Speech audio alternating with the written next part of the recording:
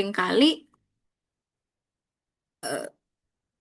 eh, seringkali itu justru perempuan itu dikorbankan gitu ya ruang hidupnya dalam masyarakat. Apalagi ketika hutan itu rusak, air tercemar, dan tanah juga dirampas. Apalagi perempuan yang paling pertama merasakan dampaknya, dan seringkali juga yang paling gigih berdiri sebenarnya di garis perlawanan gitu ya. Nah, dari situ kita mau mengadakan diskusi ini untuk penting gitu ya. Kita membuat ruang kita mendengarkan langsung gitu bagaimana perspektif dari para narasumber gitu mengenai perjuangan perempuan dalam mempertahankan ruang hidupnya.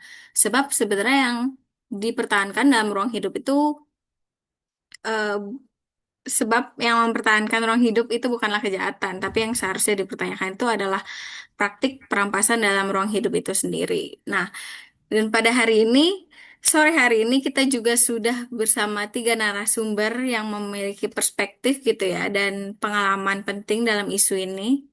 Perkenalkan, tiga narasumber ini ada Kak Rifa, dia dari Sekolah Perempuan Pesisir dan Koalisi Save Sagea yang akan berbagi pengalaman langsung gitu ya mengenai perjuangan perempuan Sagea dalam menghadapi ekspansi tambang.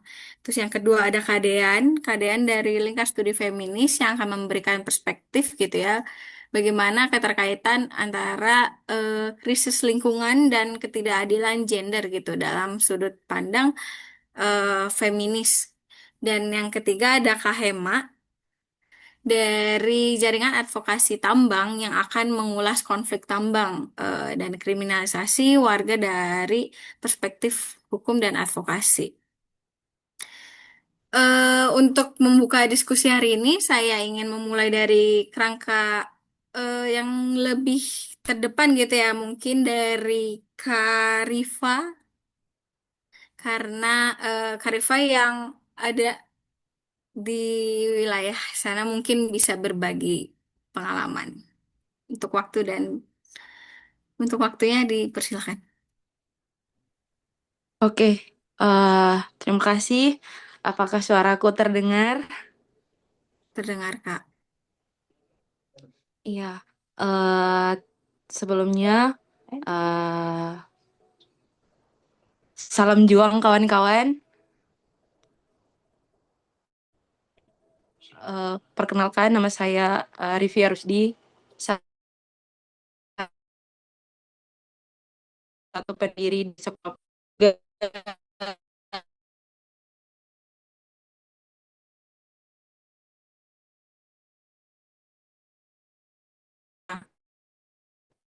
dan Mahera. Halmahera sedang masifnya industri ekstraktif yang hasil alam.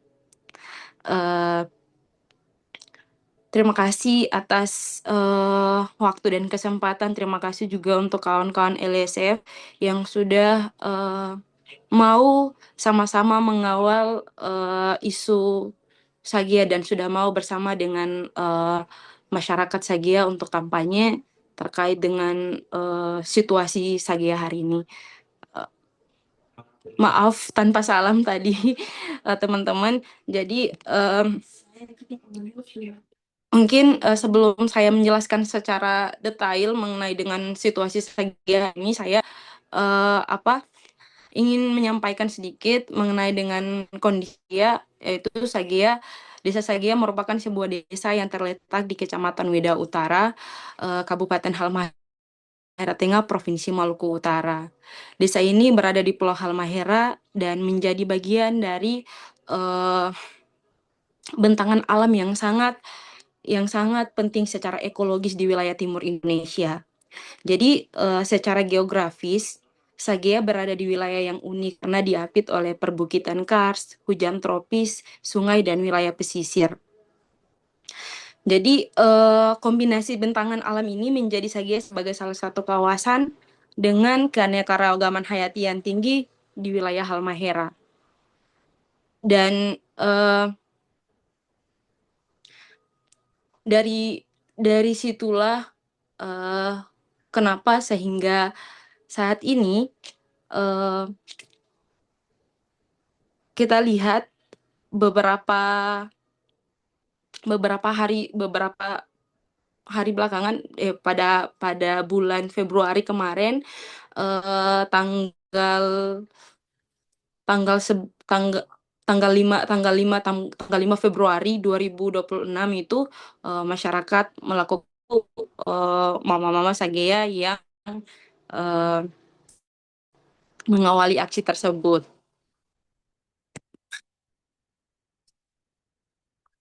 Jadi,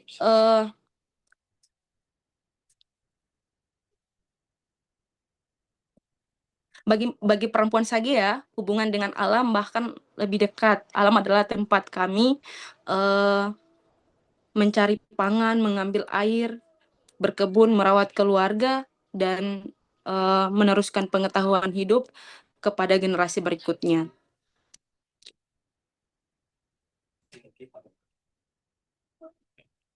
Jadi sejak dulu itu perempuan Sagea memiliki peran penting dalam menjaga keberlanjutan hidup masyarakat. Banyak aktivitas sehari-hari perempuan Sagea yang sangat bergantung pada alam. Perempuan mengambil air dari sumber mata air dan sungai. Perempuan juga yang mengolah hasil kebun dan kebutuhan keluarga. Jadi karena itu ketika alam rusak, perempuan sering menjadi kelompok pertama yang paling merasakan dampak. Kenapa? Sehingga pada tanggal 5 sebenarnya perjuangan ini tuh sudah ada dari tahun 2010. Hanya saja kemarin gejolak dan amarah itu muncul pada pada tanggal 5 bulan Februari 2026 itu, itulah protes besar-besaran yang dilakukan oleh mama-mama dan anak muda perempuan Sagea, yang dimana karena mempertahankan ruang hidup. Karena kan ada satu perusahaan yang itu namanya perusahaan PT MAI, yang itu perusahaan kontrak, ada satu perusahaan besarnya namanya PT Zhonghai Rare Mining. Kemudian yang ada juga satu perusahaan kecil kontraktornya itu namanya PT MAI dan PT ATA. Mereka beroperasi di dekat Telaga Yonelo. Jadi di Telaga Yonelo ini adalah salah satu tempat keramat dan tempat kehidupan masyarakat Sagea, di mana perempuan-perempuan sering mengambil kerang, terus sering mancing di situ dan berkebun juga. Tapi belakangan pada bulan Oktober 2025 itu ada itu perusahaan tadi yang saya sebutkan PT MAI dan PT ATA melakukan operasi pertambangannya, mengambil ore dan dijual ke PT Wedabai Nikel, PT IWIP. Jadi itulah kenapa kemarin aksi demonstrasi itu terjadi secara gejolaknya itu terjadi pada tanggal 5 itu. Dan karena apa ya, pada waktu itu semua mama-mama yang juga kita bersama mama-mama turun ke jalan, dan bahkan pada situasi itu tuh para Brimob perusahaan itu kerahkan pasukannya, baik itu security maupun Brimob, dan ada juga dari pihak kepolisian setempat yang juga ada pada waktu itu. Mereka melakukan dorong-dorongan bersama mama-mama, padahal mereka tahu ini mama-mama yang melakukan aksi. Tapi sangat disayangkan ya, mereka kemarin dorong, ada beberapa ibu-ibu yang didorong. Terus saya juga sempat marah dan saya pukul itu polisi dan ini Cina itu, karena ada ibu namanya Ibu Ella juga, yang kemarin 14 orang yang dipanggil itu mereka menjepit Ibu Ella. Jadi saya marah, terus saya pukul itu polisi sama Cina itu saya bilang kalian keterlaluan. Itu ibu-ibu, masa kalian jepit baru. Terus sampai kaki ibu itu keseleo. Jadi saya sangat marah, marah dan sampai saya pukul itu polisi dan Cina itu. Dari situ eh dari situ pada pada tanggal 6 itu kita dilaporkan ke Polda Maluku Utara karena katanya kita dengan dalil menghalang-halangi dan merintangi aktivitas pertambangan. Jadi suratnya itu keluar, surat dari Polda itu keluar itu pada tanggal 11 Januari 11 Februari 2026. Jadi kita sekitar 14 orang eh, mendapatkan surat mendapatkan surat panggilan dari Polda karena itu tadi apa katanya kita menghalang-halangi dan merintangi aktivitas pertambangan pakai undang-undang Minerba ya. Jadi pada aksi keempat itu ya karena kan ada mama-mama juga sebagian ada di antara 14 itu 4 orang mama-mama, ibu-ibu dan mereka juga panik kan karena dipanggil dari Polda baru pertama kali juga. Tapi memang sebelum-sebelum itu tuh mereka sudah bilang kalau ya memang konsekuensi dari berjuang ya kalau bukan eh, di penjara kan. Mereka juga sudah tahu itu konsekuensinya. Jadi mereka juga sampai bilang kita siap untuk dipenjara karena eh, ini bagian daripada mempertahankan harga diri, harga diri kampung, harga diri masyarakat. Ya karena tadi bahwa ada perusahaan yang ingin menghancurkan ruang hidup, mengambil tanah dari Sagea. Jadi mereka sempat panik dan sampai ada yang eh, bolak-balik ketemu kami anak-anak muda di Koalisi Save Sagea untuk ini gimana soal apa eh, undangan dari Polda ini. Terus kita bilang kita hadir saja untuk BAP, tidak apa-apa itu. Tapi ya seiring berjalannya waktu ke sini kemarin pada tanggal kita kan pas saya BAP sebenarnya sebelum-sebelum itu tuh saya kan beberapa kali melakukan aksi protes itu masuk ke Jalan Pit. Terus saya sampai tiduran juga di Jalan Hauling juga. Nggak tahu tiba-tiba saya punya tenaga banyak sekali untuk bisa masuk ke dalam di Jalan Pit dan memberhentikan auto DT dan eksavator itu. Jadi saya sempat jalan masuk ke dalam. Terus pas BAP itu polisi bilang, sebelum BAP yang pas aksi itu polisi juga bilang kamu jangan terlalu berlebihan aksinya nanti kamu ditangkap. Sebenarnya ancaman-ancaman itu udah ada ke diriku. Kamu jangan terlalu berlebihan aksinya nanti kamu ditangkap dan banyak sekali kata-kata mereka dari pihak kepolisian itu. Terus saya bilang ke Bapak polisi, kami yang akan merasakan dampak dari semua kerusakan yang dibuat perusahaan. Jadi tolong kerjasamanya. Tapi ya lagi-lagi kata-kata yang mereka keluhkan jangan jangan masuk ke dalam nanti kamu ditangkap dan di pokoknya kena masalah kata mereka begitu. Ya sudah eh, ternyata benar menjelang berapa hari aksi itu ya keluarlah surat cinta dari Polda. Terus ya masyarakat marah kenapa nggak di Polres dekat-dekat harus ke Polda. Jadi eh,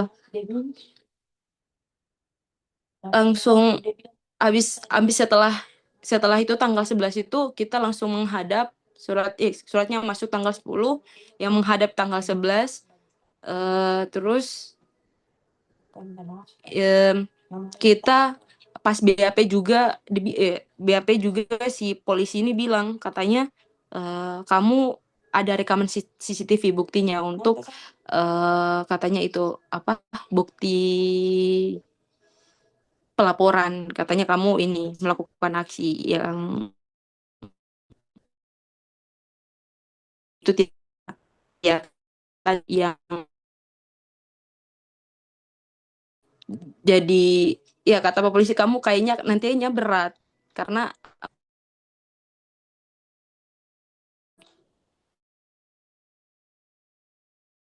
tapi saya tidak saya pribadi merasa tidak pernah melakukan kesalahan, tidak pernah ini toh. Karena itu juga bagian daripada hak kami sebagai perempuan Sagea untuk mempertahankan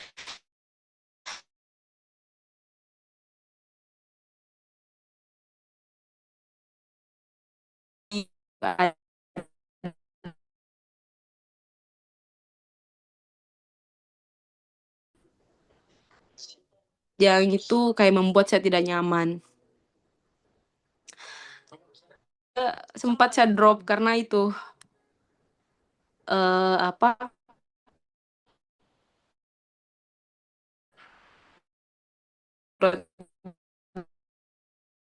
juga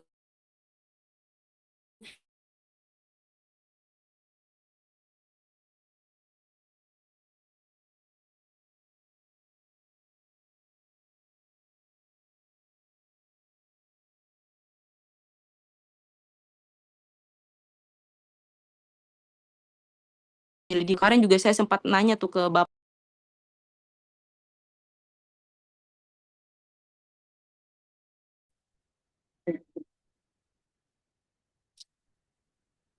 Halo Kak, Halo, Rifa. iya, eh jadi kemarin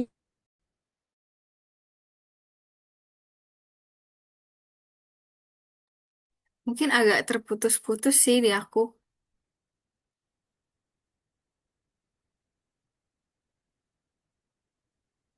iya keputus-putus Kak.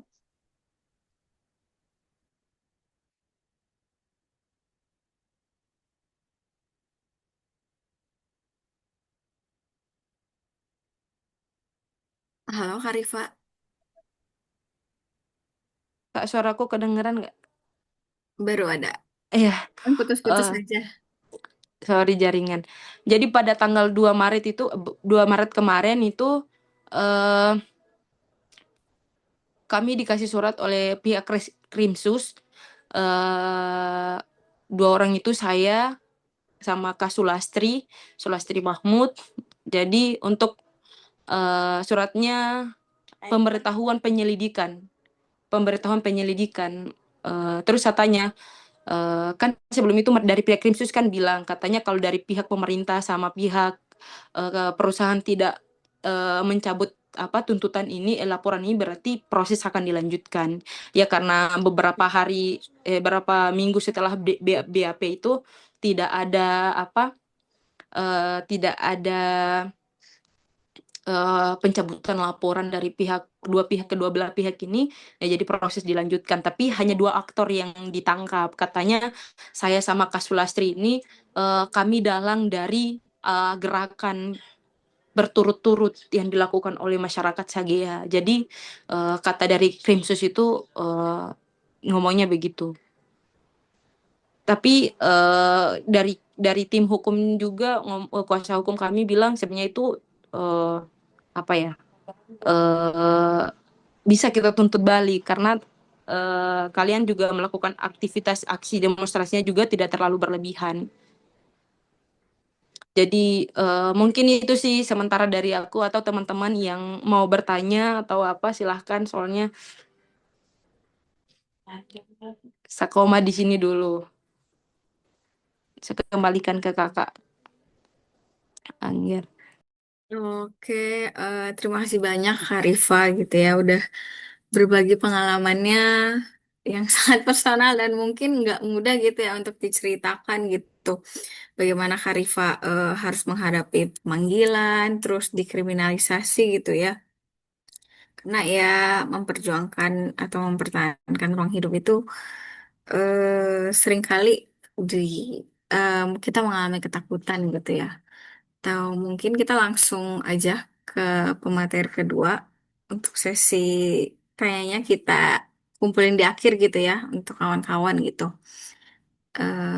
Karena itu saya lanjut mengajak eh, kita melihat persoalan ini dari kerangka yang lebih luas mungkin dari perspektif feminis ekologis gitu ya. Mungkin dipersilakan Kadean untuk waktunya. Oh, oke. Terima kasih. Terima kasih, Jess. Terima kasih, Kak Firdanya. Udah live ya? Belum? Oh, udah. Belum, Kak Rifya.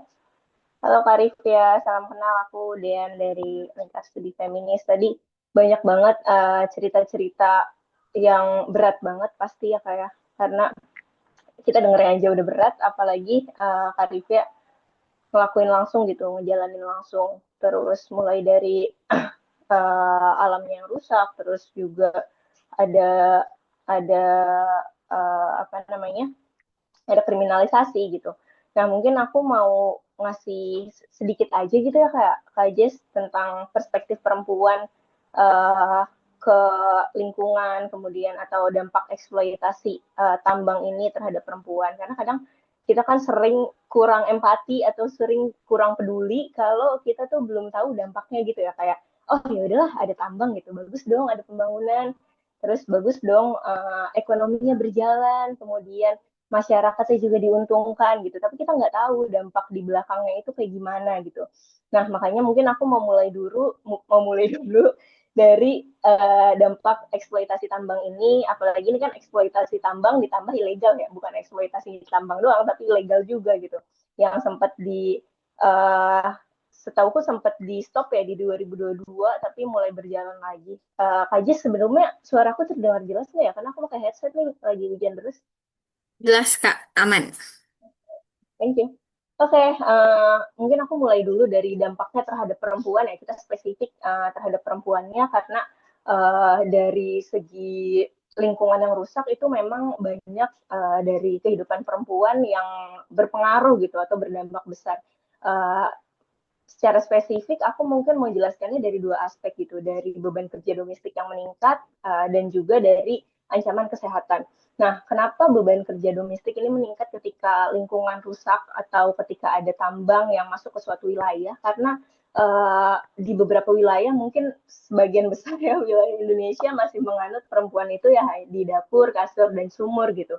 Dan ketika ada perspektif seperti itu, dapur dan sumur, itu kita membutuhkan banyak sumber daya alam, yaitu air, untuk melakukan aktivitas di sana gitu. Misalnya mencuci, masak, kemudian juga mandiin anak mungkin ya, dan lain-lain gitu. Nah, ketika airnya atau lingkungannya rusak, maka air bersihnya itu semakin susah didapatkan. Kita ambil contoh di Sagea, ketika airnya itu berubah menjadi coklat atau rusak gitu. Maka masyarakat sana harus mencari cara gimana cara dapat air yang bisa mereka konsumsi. Padahal air itu kan sebenarnya hak dasar manusia ya. Kita butuh air gitu. Kemudian kalau kita ambil contoh lagi di Bantaeng, ketika ibu-ibu di sana harus ngambil air jauh dari rumahnya karena rumahnya itu sudah kering gitu, airnya udah nggak ada karena ada tambang di sana. Terus juga mungkin di Pati ketika lahan-lahan pertanian rusak karena ada tambang ilegal. Nah, dari situ kita bisa lihat bahwa beban kerja domestik perempuan itu semakin meningkat ketika ada lingkungan yang rusak, ketika lingkungannya itu rusak gitu. Di lain sisi juga ada ancaman kesehatan.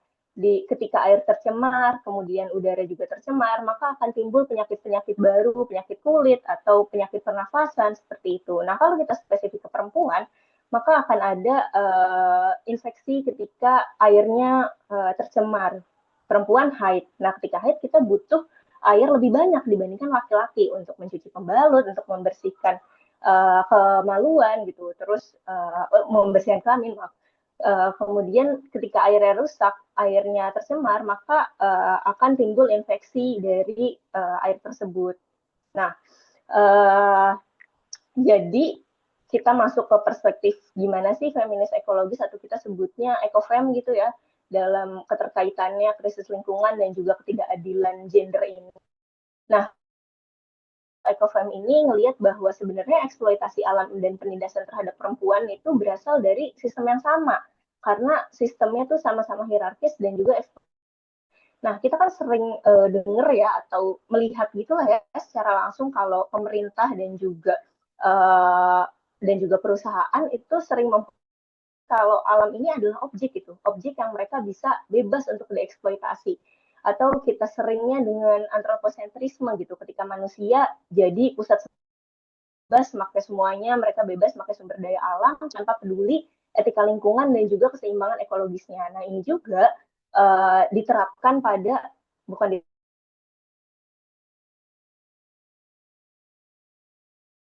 ibu itu diibaratkan sebagai bumi karena mereka sama-sama memberikan sesuatu, memberi kenyamanan dan lain-lain gitu. Nah, makanya ketika pemerintah dan perusahaan menganggap alam ini sebagai objek yang boleh dieksploitasi, maka perempuan juga dianggap itu sebagai hal yang mereka bisa dijadikan subordinat gitu, diposisikan perempuan sebagai subordinat. Kemudian juga aku melihat bahwa ternyata ada perspektif pembangunan yang berbeda gitu dari pemerintah dan juga dari masyarakat. Kita tahu bahwa sebenarnya hakikatnya pembangunan itu kan perubahan yang dilakukan untuk meningkatkan kualitas hidup ya. Tapi kita melihat bahwa ketika ada pembangunan atau PSN atau apapun itu yang berhubungan dengan pemerintah dan juga perusahaan, pemerintah hanya melihat bahwa pembangunan itu untuk meningkatkan ekonomi secara makro dan juga pembangunan fisik tanpa mereka lihat dari segi yang paling penting gitu, yaitu masyarakat sekitarnya. Apakah mereka dijadikan hanya diposisikan sebagai subordinat doang atau memang dijadikan subjek dari pembangunan itu sendiri gitu. Nah, sebenarnya dalam pandangan feminis atau mungkin spesifik perempuan, kita nggak akan nolak pada pembangunan ya, asal itu meningkatkan kualitas hidup. Tapi di sini kan posisinya banyak banget yang itu merugikan gitu, dan ya fitrah manusia pada umumnya ketika ada sesuatu yang merugikan maka kita tolak. Nah, yang aku bilang sebelumnya, karena perempuan juga biasanya kan lebih dekat dengan pengelolaan sumber daya alam ya, kayak misalnya air, pangan, dan kesehatan keluarga. Jadi ketika ada perspektif pembangunan yang berbeda antara pemerintah dan juga masyarakat, dan itu merugikan salah satu pihak, terkhusus di sini masyarakat, maka akan terjadi penolakan di situ gitu. Nah, sekarang kasusnya di Sagia adalah ketika ada kriminalisasi warga dan juga perempuan yang membela lingkungan. Ketika ada perlawanan terhadap tambang, perempuan itu sering mengalami intimidasi, ya nggak sih, kayak tadi gitu. Kak Rivia bilang kalau polisi ngancam dia untuk jangan berlebihan lah gitu. Ada intimidasi, juga ada stigma sosial, ancaman hukum juga. Kemudian juga ada tekanan psikologis yang dialami sama perempuan. Nah, kenapa sih perempuan itu lebih rentan untuk mengalami hal-hal tersebut dibandingkan laki-laki? Karena di sekarang ini perempuan dianggap lebih mudah gitu ditekan secara sosial dibandingkan laki-laki. Nah, hal ini juga yang bikin perempuan itu mengalami ketakutan berlapis. Mereka bukan hanya takut terhadap kekerasan fisik yang mereka dapatkan, tapi juga tekanan-tekanan sosial, yaitu stigma sosial juga gitu. Kenapa stigma sosial ini menjadi salah satu aspek ketika ada kriminalisasi? Karena stigma sosial ini kan yang membentuk hal negatif gitu ya, dari masyarakat melihat itu hal negatif gitu. Di sekarang ini sadar nggak sih teman-teman ngerasa kalau perempuan yang melawan sesuatu ya, di sini kan konotasinya positif ya, melawan penambangan atau melawan kerusakan lingkungan, itu tuh sering dilabelin kayak perempuan pembangkang, nggak tahu tempatnya, terus juga melawan pembangunan gitu. Nah, kenapa sih stigma ini tuh kuat banget? Karena dalam banyak masyarakat, perempuan itu masih diharapkan mereka tuh fokus aja gitu sama rumah tangga, kayak tadi sumur dapur kasur. Terus mereka juga nggak terlalu diharapkan untuk vokal di ruang publik. Mereka juga nggak apa ya, tidak berkonflik gitu dengan otoritasnya, dengan otoritas. Jadi mereka ketika ada hal-hal seperti ini, mereka dianggap sebagai orang yang melawan gitu. Nah, ketika mereka melakukan aksi protes atau advokasi seperti yang dilakukan Karifia dan kawan-kawan, maka mereka itu dianggap keluar dari peran sosial yang seharusnya gitu. Jadinya mereka dijauhi, terus juga mereka dianggap membuat konflik, atau juga bahkan mereka disalahkan oleh masyarakat dan juga komunitasnya sendiri. Gitu sih. Terakhir, karena tadi kita udah bahas tentang dampaknya, terus kenapa hal ini bisa terjadi, mungkin penutup dari aku, gimana sih kita, strategi apa sih yang bisa kita lakukan untuk menanggulangi ini, atau mungkin seminimal mungkin mengurangi gitu ya dari hal-hal seperti ini. Menurutku salah satunya strategi advokasinya adalah dengan cara pendokumentasian pengalaman perempuan. Karena kenapa hal ini penting? Karena seringkali kita merasa kalau krisis lingkungan itu kan nggak dilihat dari data resmi aja nggak sih? Karena yang dihitung biasanya ya cuma kerugian ekonomi atau kerusakan fisik lingkungan yang terlihat gitu. Tapi mereka nggak melihat dari pengalaman-pengalaman perempuan yang nyata banget gitu dari kehidupan sehari-hari. Yang tadi aku sebutkan sebelumnya ya contoh-contohnya gitu.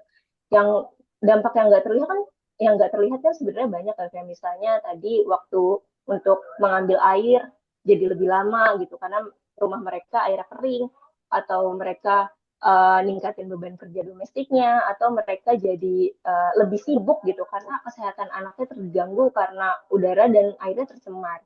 Nah, karena pengalaman-pengalaman itu, perempuan perlu didokumentasikan, dinarasikan, atau disimpan gitu ya, didokumentasikan pengalaman-pengalaman ya sebagai pengetahuan politik dan juga sosial. Karena di beberapa kesempatan ketika FGD untuk pengambilan-pengambilan keputusan, seringkali yang diberikan hak untuk bersuara itu lebih ke laki-laki. Perempuan sering dikesampingkan pengalamannya karena dianggap tidak terlalu berdampak. Padahal aslinya ketika lingkungan rusak yang paling berdampak salah satunya adalah perempuan gitu.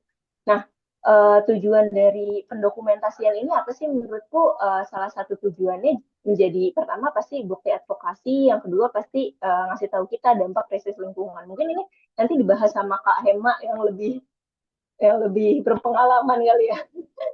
Terus juga menurutku perlu adanya pendidikan komunitas sih untuk wilayah-wilayah, karena sering kita melihat bahwa masyarakat yang terdampak proyek ekstraktif tuh mereka nggak tahu informasi yang cukup gitu terkait dampak lingkungan, terkait hak atas lingkungan hidup atau hak partisipatif dalam keputusan pembangunan gitu ketika mereka diskusi-diskusi. Nah, pendidikan komunitas ini menurutku juga membantu gitu ya untuk masyarakat untuk lebih paham hak mereka dan pastinya untuk membangun kesadaran kolektif juga. Menurutku itu sih Kak Jess, tadi mungkin bahas lumayan banyak ya, mulai dari strategi advokasinya, dampak-dampak terhadap lingkungan, kemudian juga uh,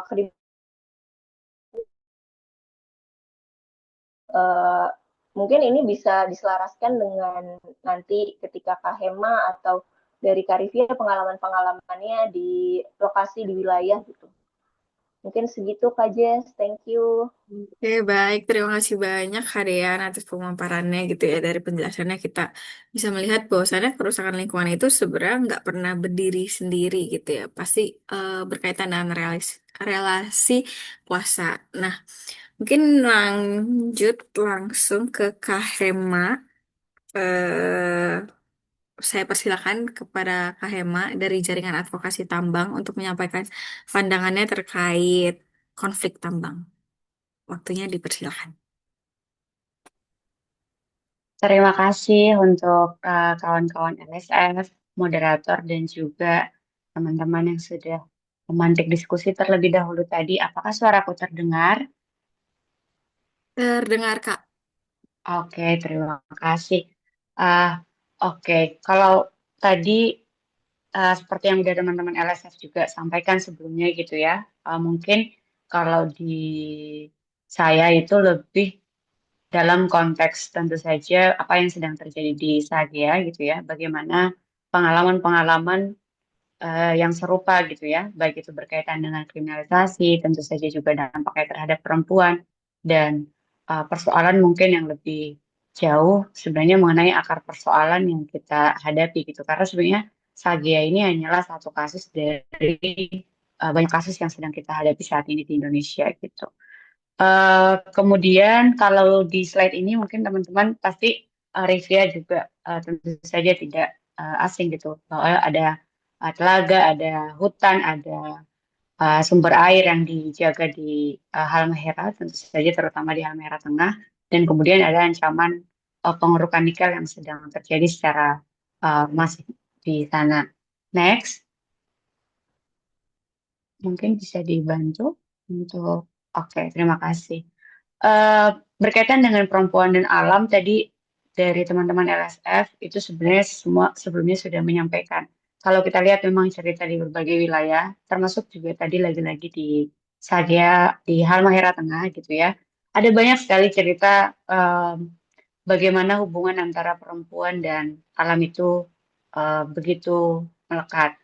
Ini sebenarnya kalau dalam diskursus feminis, diskusinya tentu saja panjang gitu ya. Bisa dalam satu diskusi lainnya kita diskusikan lebih detail. Tapi saya kira dalam perspektif feminis tadi dari teman-teman LSF sendiri sudah menyampaikan.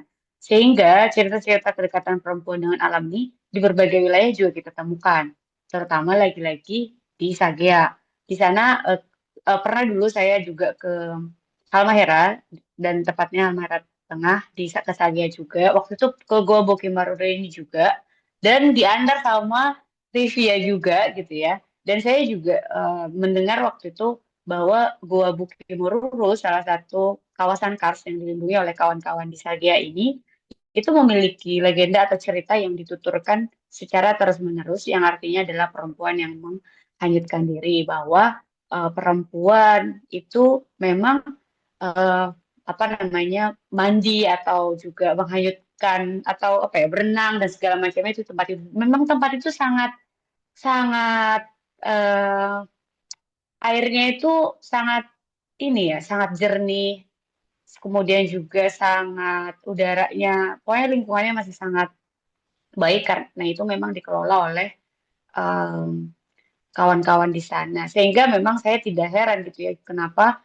uh, Revia dan para perempuan yang ada di Sagia itu sangat marah ketika nikel sudahnya beroperasi, mau ekspansi lagi dan mengeruk terus-menerus lagi. Dan mungkin kalau beberapa waktu lalu teman-teman lihat, ya air ini yang tercemar gitu, yang berubah menjadi coklat. Kemudian selanjutnya, nah sebenarnya cerita di Sagia ini teman-teman itu bukan cerita yang tunggal lagi-lagi gitu ya, yang ada di Halmahera Tengah. Kalau apakah eh,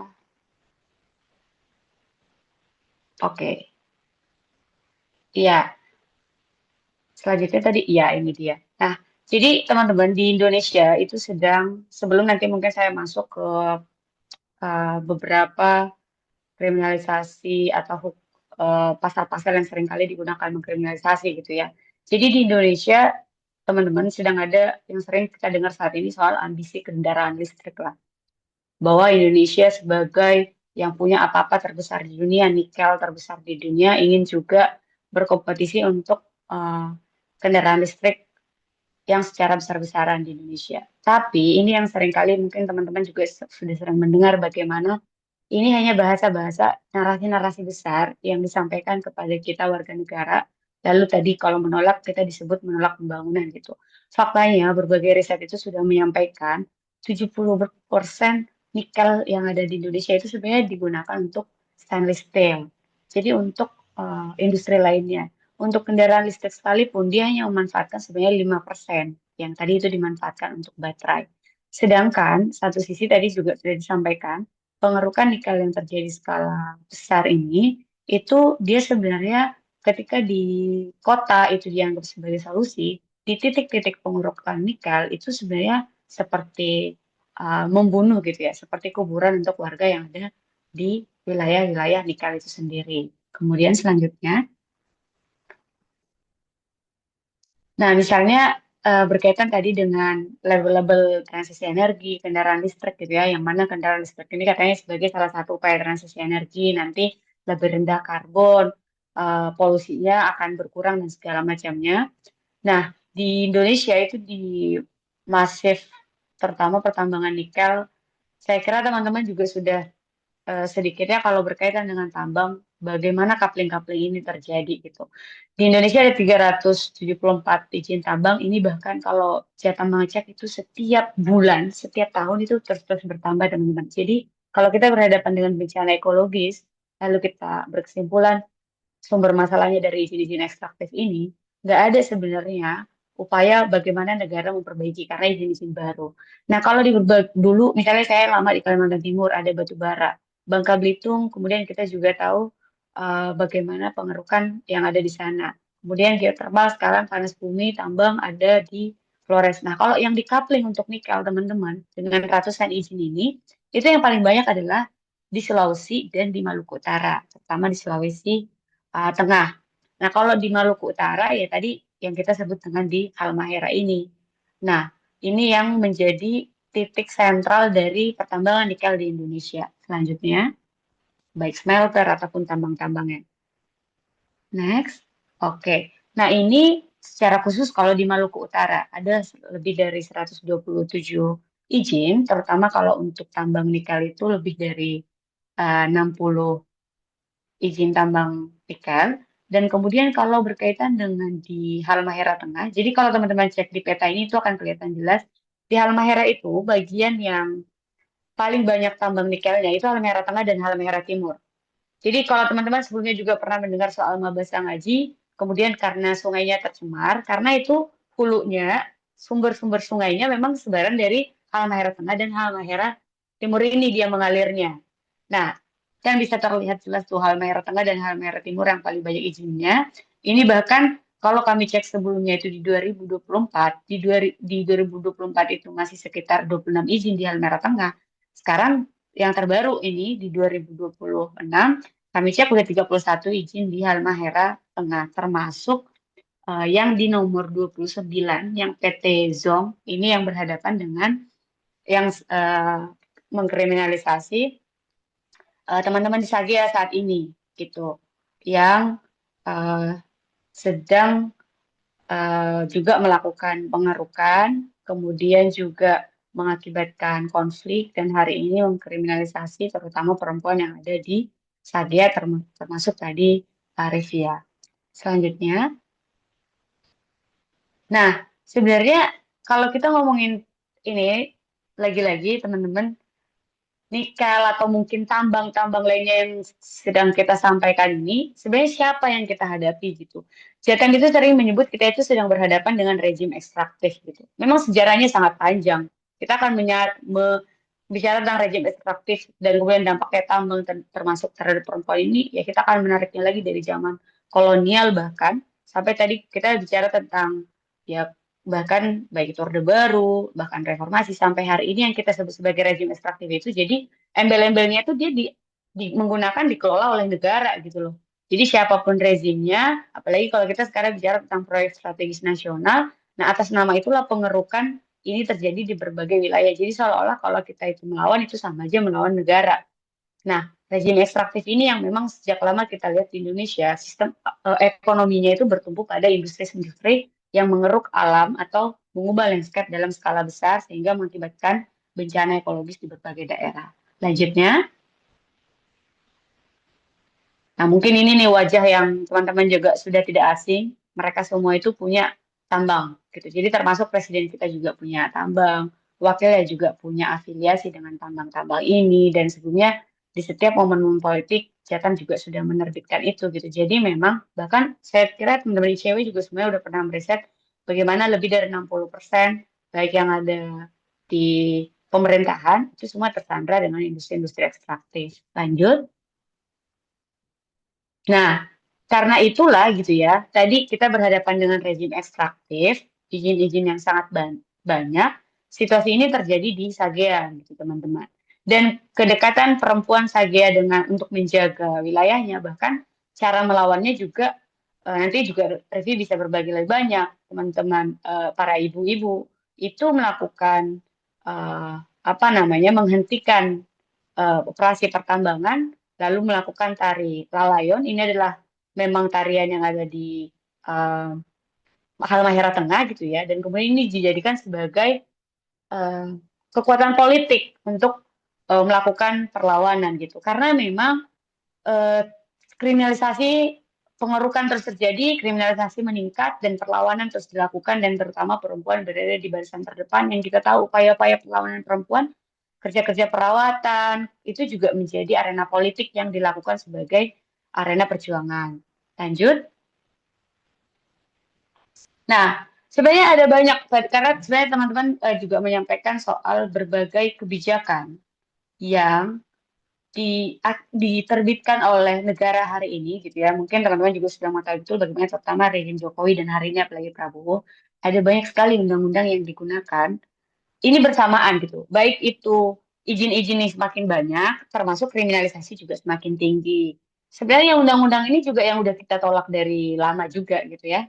Undang-undang Minerba yang sebelumnya juga direvisi dari Undang-Undang Nomor 4 Tahun 2009, kemudian direvisi kembali Undang-Undang Nomor 3 Tahun 2020 yang diselaraskan dengan Undang-Undang Cipta Kerja atau Omnibus Law.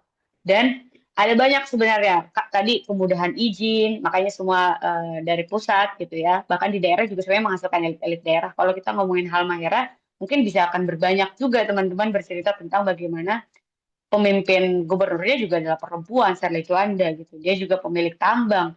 Dia juga uh, menggunakan narasi-narasi ini untuk kesejahteraan warga di Halmahera. Padahal di Halmahera kita juga menemukan angka kemiskinan itu berbanding terbalik dengan sentral tambang gitu. Termasuk Halmahera Tengah, Halmahera Timur tadi itu adalah dua wilayah malah yang angka kemiskinannya juga cukup dalam kalau di Halmahera gitu. Malah wilayah yang tambangnya makin banyak lagi-lagi angka kemiskinannya itu juga meningkat gitu.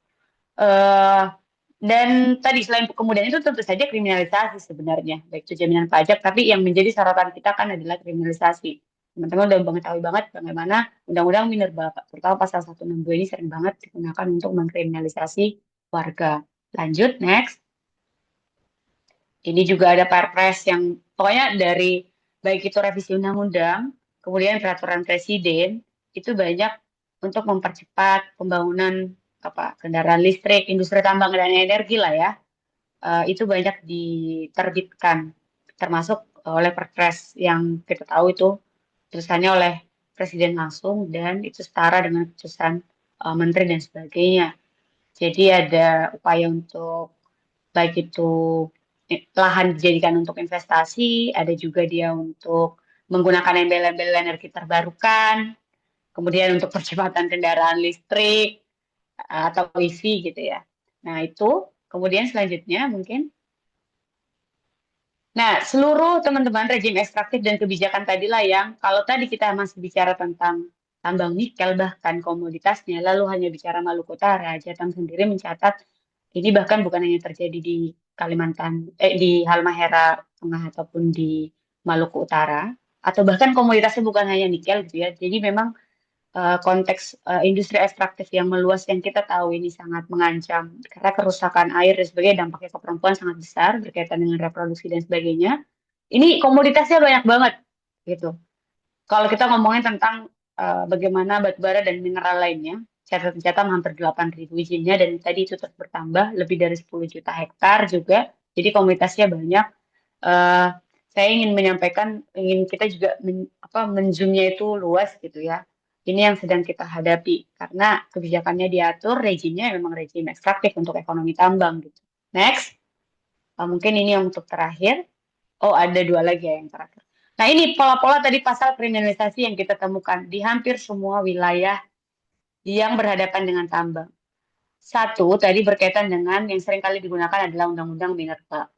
Jadi siapapun yang dianggap menghalang-halangi dan dalam revisi tersebut teman-teman juga bisa mengecek kriminalisasi itu dia masa tahanannya lebih panjang, kemudian juga uh, biaya dendanya juga lebih panjang, lebih besar gitu ancamannya. Kemudian yang seringkali juga digunakan itu adalah KUHP, teman-teman. Jadi biasanya KUHP ini digunakan untuk KUHP sorry, yang KUHP nanti, yang KUHP.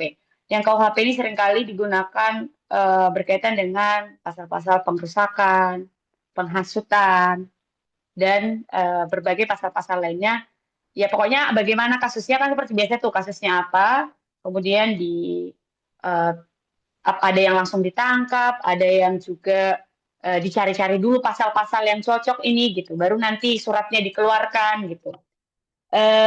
Tadi itu di dalam KUHP. Kemudian yang ketiga ada Undang-Undang ITE, ini kita temukan juga. Jadi biasanya kalau menyampaikan kritik gitu loh, dampak tambangnya yang terjadi menggunakan media di internet atau bahkan melalui media sosial dan sebagainya, ini juga sering kita temui. Kemudian yang keempat itu berkaitan dengan ini juga sangat problematik gitu ya, undang-undang darurat yang sebenarnya seringkali juga sudah disampaikan sangat tidak relevan karena ini dulu waktu kita melawan kolonial gitu.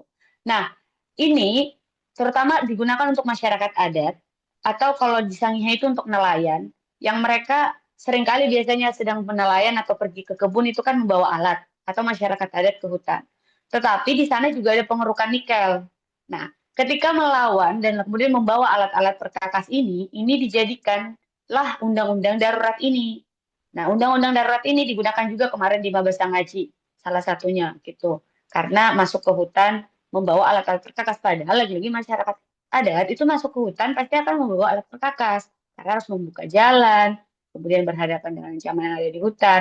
Nah, dan undang-undang darurat ini sering kali dipakai karena dia lebih tinggi masa tahanannya. Gitu. Next, selain tadi yang 4 itu, mungkin sebagai yang terakhir, next ininya yang slide terakhir ya. Sebenarnya ada undang-undang yang digunakan untuk melindungi para pejuang lingkungan hidup, teman-teman. Yang sebenarnya ini juga tertuang bahkan dalam baik itu secara tidak langsung dalam konstitusi kita maupun secara langsung ya gitu. Kalau kita bicara tentang semua warga negara itu berhak mendapatkan lingkungan hidup yang baik dan benar maupun di dalam undang-undang kita gitu. Jadi sering mungkin teman-teman sudah mendengar ada yang disebut sebagai SLAP. Ini adalah Strategic Lordship Against Public Participation atau upaya untuk menghentikan partisipasi publik. Jadi para investor atau para kapitalis atau para pemilik modal, para pengusaha tambang ini seringkali mengkriminalisasi warga ataupun sebenarnya dalam berbagai konteks perjuangan HAM lainnya juga itu untuk menghentikan partisipasi publik kalau ikut menyuarakan. Nah, dalam konteks tadi di Indonesia, yang mana dijamin warga negaranya mendapatkan lingkungan hidup yang baik, termasuk dalam Undang-Undang PPLH, itu sebenarnya sudah disebutkan bahwa termasuk ketika kita berhak mendapatkan lingkungan yang baik ini, kita juga berhak untuk mempertahankan ruang hidup kita. Bahwa bahkan juga di pasal 66 jelas disampaikan setiap orang yang memperjuangkan hak atas lingkungan hidupnya itu tidak dapat dituntut secara pidana maupun digugat secara perdata. Dan kemudian dalam pedoman jaksa itu juga udah disampaikan bahwa dalam setiap penanganan perkara perlindungan pengelolaan lingkungan hidup ini itu harus menggunakan UPPLH ini sebagai acuannya gitu. Kemudian dalam peraturan Mahkamah Agung juga udah disampaikan dalam Perma nomor 1 tahun 2023 bahwa dalam mengadili perkara lingkungan hidup harus menggunakan anti SLAP. Jadi SLAP ini tidak berlaku. Dan terakhir bahkan Permen LHK dari kementerian juga sudah menyampaikan peraturan menteri bahwa perlindungan hukum terhadap para pejuang hak atas lingkungan hidup itu harus dilakukan. Tetapi sekali lagi memang dalam prakteknya kita masih menemukan ada banyak sekali kasus kriminalisasi seolah-olah kalau kita memperjuangkan ruang hidup dan lingkungan kita itu malah bukan dianggap partisipasi terhadap negara, tapi malah tadi itu karena melihat bagaimana negara punya kedekatan dengan para investor ya gitu. Jadi ini yang menjadi problem sehingga kasus seperti ini banyak. Jadi kalau ditanya apa yang harus dilakukan, ya tadi kita tidak punya pilihan lain selain bagaimana memang komunitas-komunitas di lingkar tambang ini yang terus mempertahankan ruang hidupnya dan kita yang terlibat dalam diskusi maupun gerakan secara luas harus mendukung itu yang menjadi poin utamanya. Mungkin itu teman-teman LSF kita bisa berdiskusi lebih banyak. Mohon maaf kalau terlalu panjang. Terima kasih. Baik, terima kasih banyak Kak Hema juga atas pemaparannya. Dari penjelasan kita bisa melihat bahwasannya ekspansi industri tambang itu khususnya kayak nikel terus makin masif, terus justru wilayah dia semakin banyak tambang justru angka kemiskinan makin besar, tuh kan?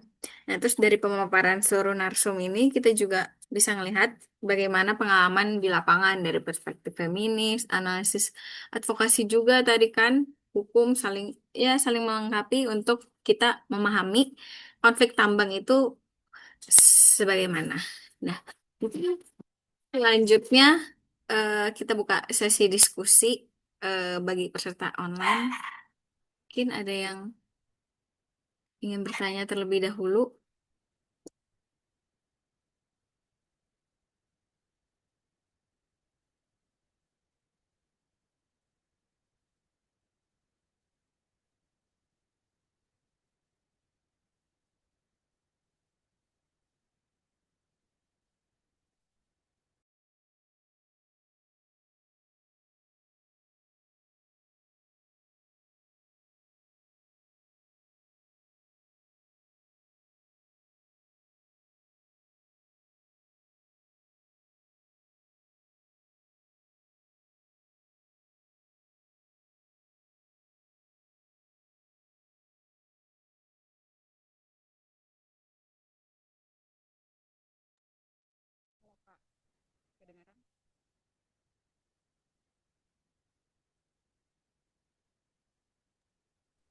Kalau Kak, Kedengaran nggak, Kak? ini suaranya tidak terdengar ya.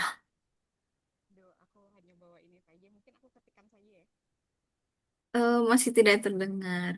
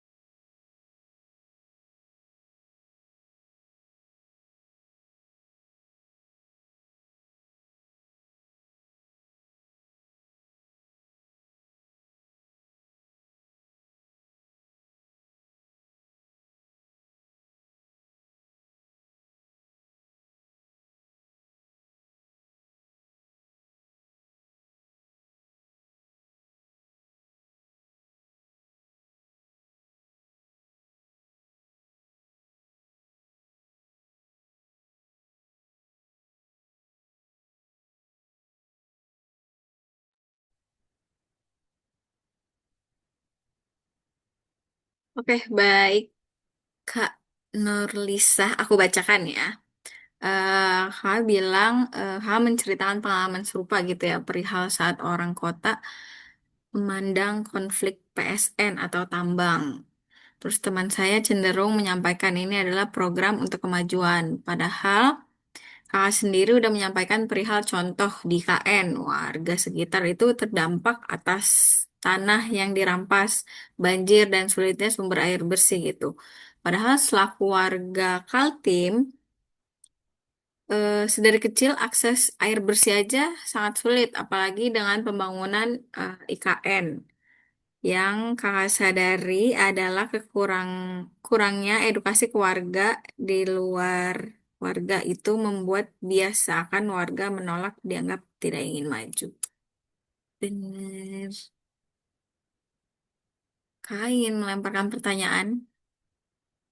Kah? Itu juga berbagi.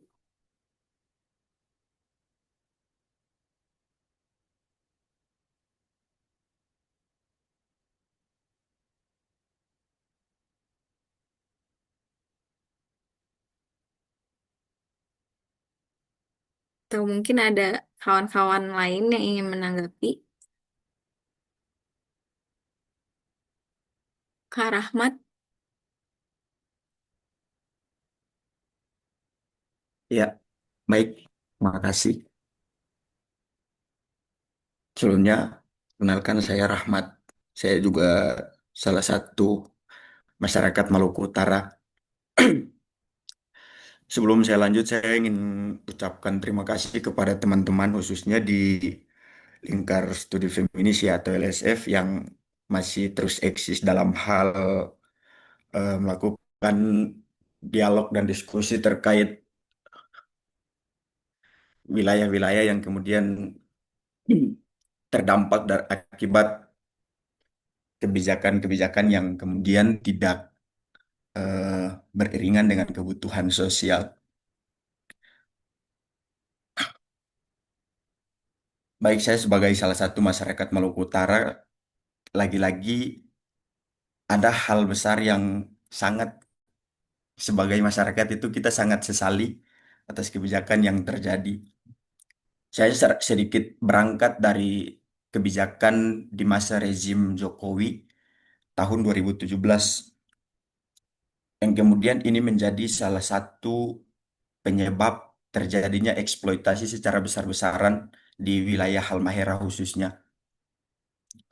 Tahun 2017 itu di rezim Jokowi, kemudian ada satu program yang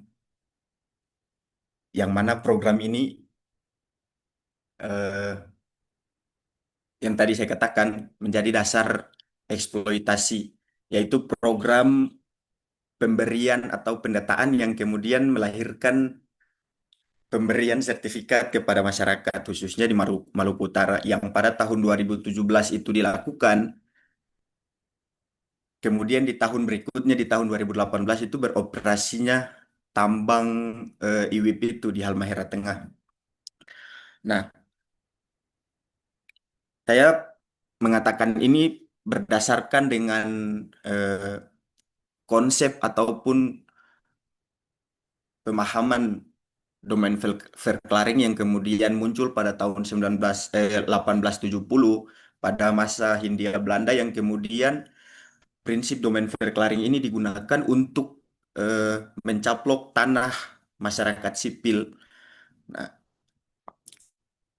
yang dimaksud dengan prinsip domain verklaring ini sendiri adalah bahwa masyarakat itu dia berhak atas tanah jika memiliki eh, bukti kepemilikan yang sah. Nah, ini dilakukan oleh rezim Jokowi pada tahun 2017, yang kemudian melakukan pendataan secara besar-besaran di wilayah Maluku Utara, Halmahera khususnya, sehingga itu diberikan bukti kepemilikan yang sah. Tetapi tanah yang tidak ada bukti kepemilikannya ini dicaplok oleh negara dan dikuasai sepenuhnya oleh negara. Nah, ini yang menjadi dasar eksploitasi besar-besaran. Nah, itu sebagai landasan yang ingin saya gunakan dalam hal melihat situasi Sagea dan wilayah-wilayah di Halmahera yang lainnya. Nah, karena kali ini membahas dari sisi perlawanan perempuan, ada hal yang ingin saya tanyakan sebenarnya untuk menjadi bahan bagi teman-teman saya yang ada di Maluku Utara, khususnya di Sagea, yang saat ini melakukan perlawanan itu. Yang ingin saya tanyakan ini kepada narasumber yang kedua tadi ya. Nah, sebenarnya apa langkah yang yang efektif untuk memperkuat posisi perempuan dan masyarakat lokal dalam hal memperjuangkan ruang hidup mereka di tengah tekanan industri ekstraktif ini? Nah, ini sebagai bahan untuk memperkuat semangat dan juga apa, memperpanjang napas perlawanan saudara-saudara kita di Maluku Utara, khususnya di Sagea. Mungkin itu yang ingin saya tanyakan. Terima kasih.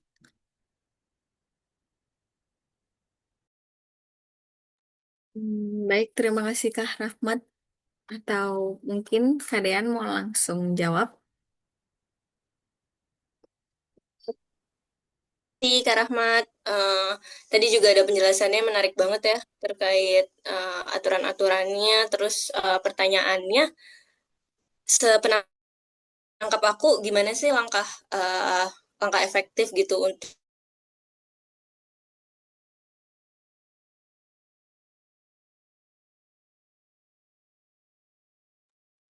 Kak Dean, di aku terputus. halo, Oke, dah. oke terdengar ya. Bener ya pertanyaannya kayak gitu tadi. Kedengeran gak sih tadi aku ngomong? Enggak, Kak. Apa nggak Nggak tahu, Kak? kedengeran ya? Ya. Oke, makasih pertanyaannya Kak Rahmat. Tadi juga ada tambahan menarik ya terkait aturan-aturannya. Terus pertanyaannya itu, ini nggak langkah efektif untuk perempuan dan juga masyarakat Sagea untuk apa ya memperkuat perempuan di tengah tekanan ekstraktif gitu nggak sih? Iya, iya. Oh, oke. Tadi sebelum pas aku pemaparan itu aku sempat nyinggung terkait pendokumentasian pengalaman perempuan sama juga terkait komunitas ya. Mungkin menurutku salah satu cara efektifnya itu adalah pengorganisiran sih lagi dan lagi ya. Pengorganisiran biar kita nggak merasa jalan sendiri. Kalau misalnya di fokus perempuan, ya pengorganisiran gitu kelompok perempuan komunitas. Yang pertama pasti adalah pembangunan atau pembuatan gitu ruang aman buat perempuan untuk kumpul, untuk bicara terkait pengalamannya, terkait apa yang mereka resahkan, dampaknya. Kemudian dari situ kan ada tujuan-tujuannya gitu ya. Itu pasti mereka ngasih tahu dampak lingkungan tadi dari ekstraktif itu. Terus yang pasti karena mereka sudah berkumpul, mereka bisa membangun solidaritasnya. Jadi juga ada rasa kepercayaan diri gitu untuk mereka bisa bersuara lebih lebih lantang gitu tanpa takut dengan stigma-stigma sosial.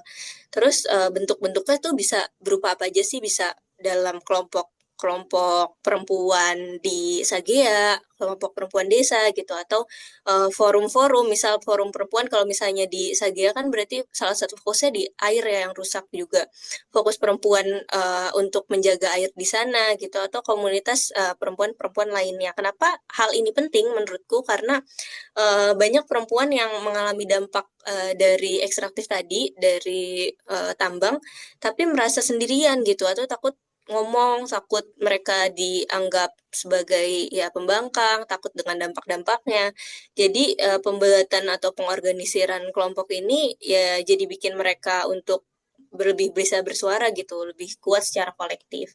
Karena kalau misalnya jalan sendiri kan pasti berasa sepi dan takut ya. Tapi kalau jalan bareng-bareng lebih berasa kuatnya gitu.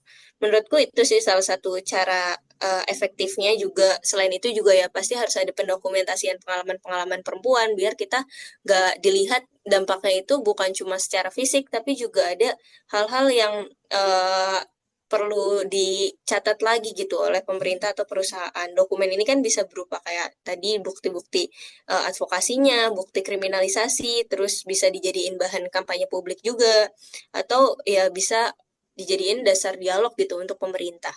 Mungkin itu Kak Rahmat. Ada kurang nggak kira-kira?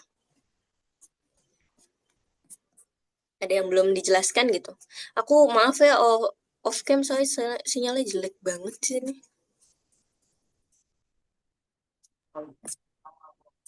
Aku boleh nama gak? Boleh, Kak. Oke. Nah, Ya, eh terima kasih. Mungkin tadi pertanyaan Kak Rahma juga sangat menarik dan dijawab sama Kak. eh Dia juga eh memang Sagia saat ini tuh kami kan ada punya komunitas-komunitas tuh. Jadi payung besar kami itu koalisi Save Sagia. Jadi di bawah naungan Save Sagia itu ada Fakawele yang fokusnya penyimpangan arsip-arsip dan dokumentasi terkait dengan budaya dan sejarah kampung maupun sejarah desa Sagea. Kemudian ada juga Sanggar Bokimoruru yang fokusnya ke kebudayaan dan tradisi. Ada juga Sekolah Perempuan Pesisir Halmahera.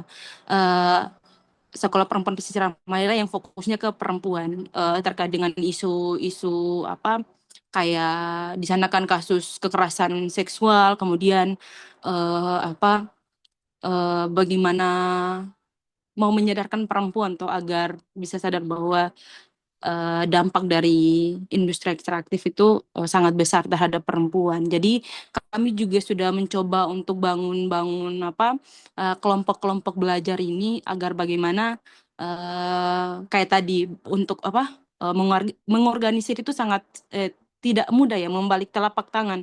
Tapi kalau dari aku selama membangun sekolah perempuan pesisir ini, aku masuknya itu lewat ibu-ibu. Jadi aku masuknya lewat dapur, di mana mama-mama ini masak dan saya juga bantu untuk masak dan mendengarkan cerita-cerita mereka.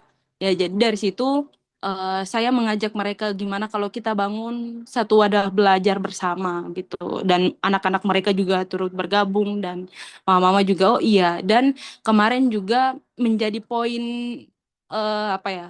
Kalau kalau dariku sih menjadi kemenangan kecil ya, karena mama-mama sudah melakukan aksi demonstrasi, mereka sudah turun ke jalan. Jadi itu menjadi yang tadi kakak kakak dia bilang apa menjadi kekuatan. Karena saya tahu saya tidak sendiri, jadi saya tidak takut kalau dipanggil sama Polda, kalau ditahan ya ditahan saja, karena saya tahu saya tidak sendiri gitu. Jadi eh, dari melalui proses tadi, bagaimana cara masuknya ke dapur, kemudian dengar cerita-cerita mereka, terus mereka ke kebun, saya juga ikut ke kebun sama-sama. Mereka ambil kerang, pokoknya aktivitas di dapur, biar kita menyatu dengan mereka toh.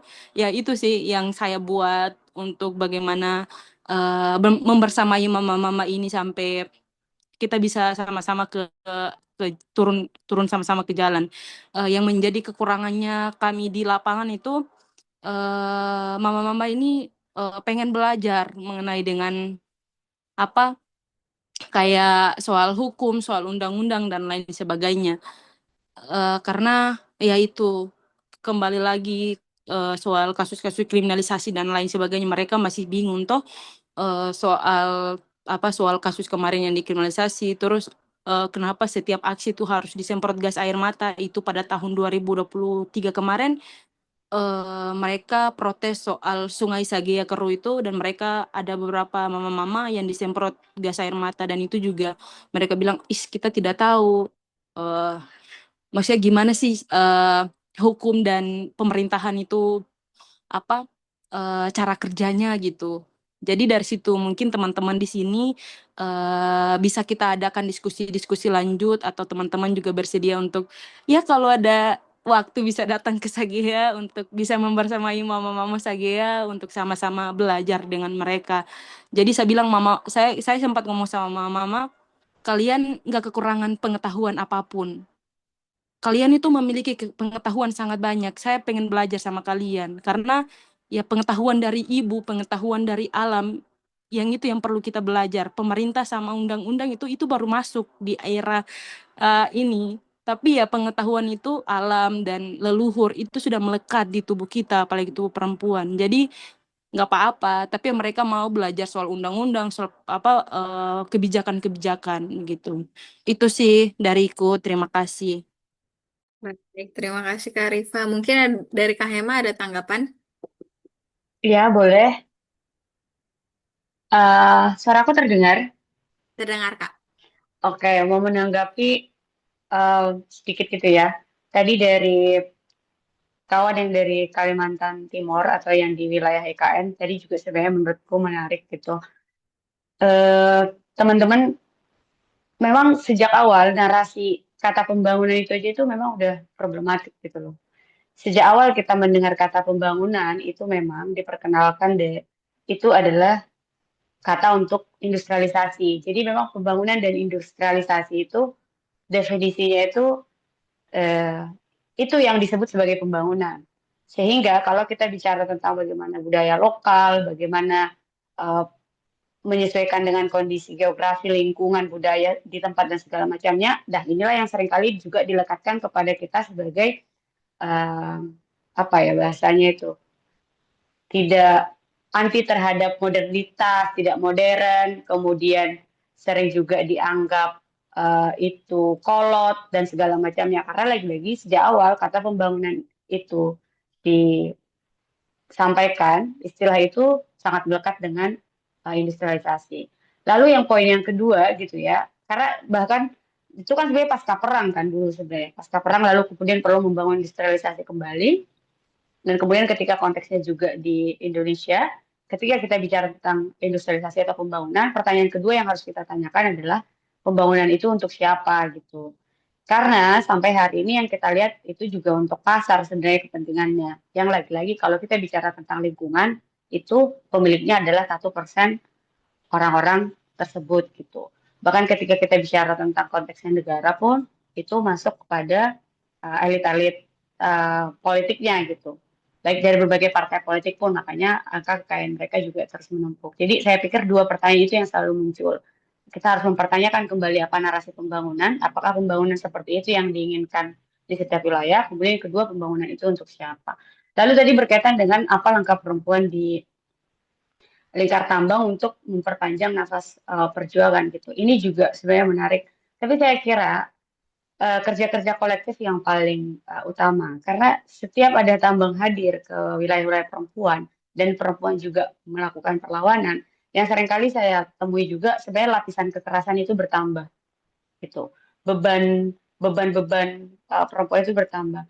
Lalu apakah ketika pendekatan feminim dijadikan sebagai arena politik perempuan tidak mendapat kekerasan juga? Dapat juga. Kita saksikan kok di Wadas bagaimana polisi di Pocolet, di Wadas perempuan diseret, dipukul, dihajar oleh polwan dan kemudian dilecehkan oleh para polisi dan sebagainya. Sehingga kenapa tadi saya bilang itu sebenarnya bukan hanya tugas perempuan tapi menjadi kerja-kerja kolektif di berbagai lingkar tambang karena bukan berarti lagi-lagi perempuan tidak mendapat kekerasan.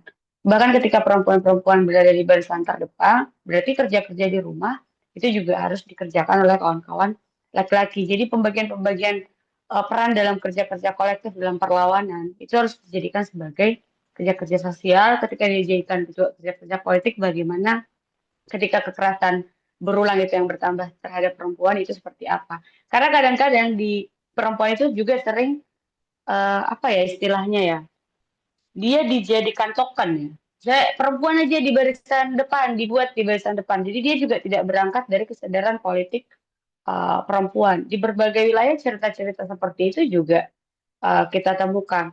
Sehingga memang penting seperti yang dibilang tadi oleh Rivia, agenda-agenda reguler, diskusi-diskusi bersama. Mungkin ada yang kawan-kawan perempuan berkumpul, tapi ada juga kawan-kawan yang sama-sama berkumpul untuk meneruskan perlawanan bersama.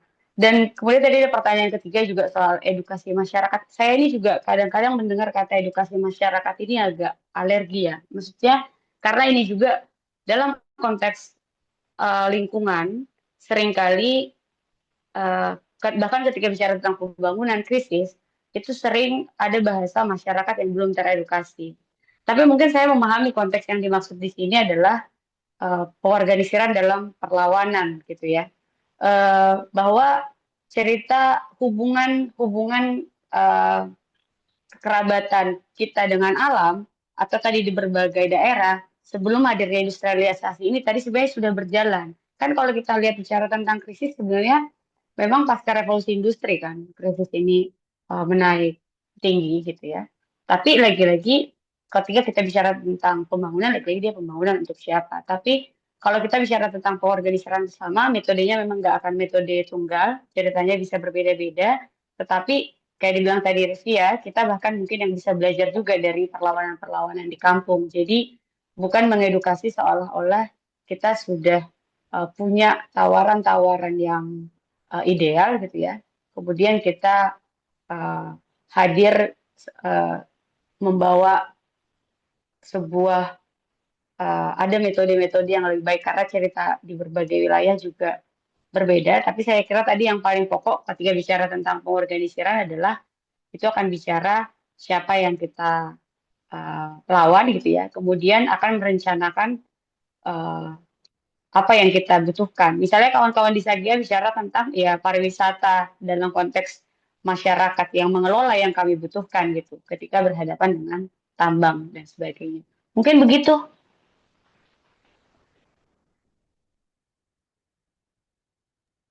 Baik Kak Hema, terima kasih.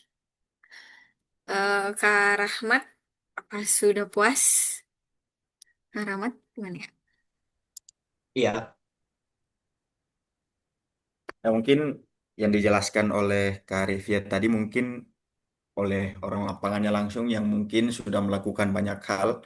Saya kira yang paling penting yang tadi dijelaskan adalah soal pengorganisiran yang kemudian dilakukan melalui dapur yang tadi dijelaskan ini sangat menarik dan saya pikir ini adalah langkah penting untuk melakukan satu perlawanan dengan skala yang lebih besar. Mungkin bagi saya cukup sih itu bagi dari apa yang dijelaskan oleh ketiga narasumber. Terima Baik. kasih. Mungkin ada lagi dari Kak Sala. Aku bacain ya. Eh, Konsep pembangunan ini selalu berulang apa yang perlu kita cegah sebelum itu terjadi. Edukasi masyarakat yang seperti apa yang efektif bisa kita lakukan untuk pencegahan tersebut. Terima kasih. Mungkin dari tiga narsum, dari Kak Rifa dulu, baru Kak Dean, baru Kak Hema. Mungkin gitu. Mungkin Kak Rifa boleh dipersilakan. Iya, kalau dari saya tuh apa yang perlu kita cegah sebelum itu terjadi? eh Mungkin pengalaman ya, pengalaman juga di lapangan. Yang pertama, berapa kali kami di Save Sagia sudah pernah melakukan sosialisasi maupun pemutaran film terkait dokumenter terkait dengan seksi killers dan beberapa video dokumenter lain untuk membuat penyadaran kepada masyarakat. Ya, tapi lagi-lagi ada sebagian yang sadar, ada juga yang masih belum sadar. Ya, itu juga butuh proses yang sangat lama kan, karena kan tambang masuk di Sagia itu dari tahun 2010 sampai sekarang. Jadi kita juga prosesnya sangat lama. Tapi pada tahun 2023 itu menjadi salah satu benturan keras masyarakat Sagea pada saat pencemaran Sungai Sagea, dan itu mungkin juga menjadi isu nasional. Em, dan dari situ, dari tahun 2023 pada tanggal 14 Agustus 2023 itu, masyarakat secara perlahan sadar bahwasanya tambang itu tidak berguna lagi.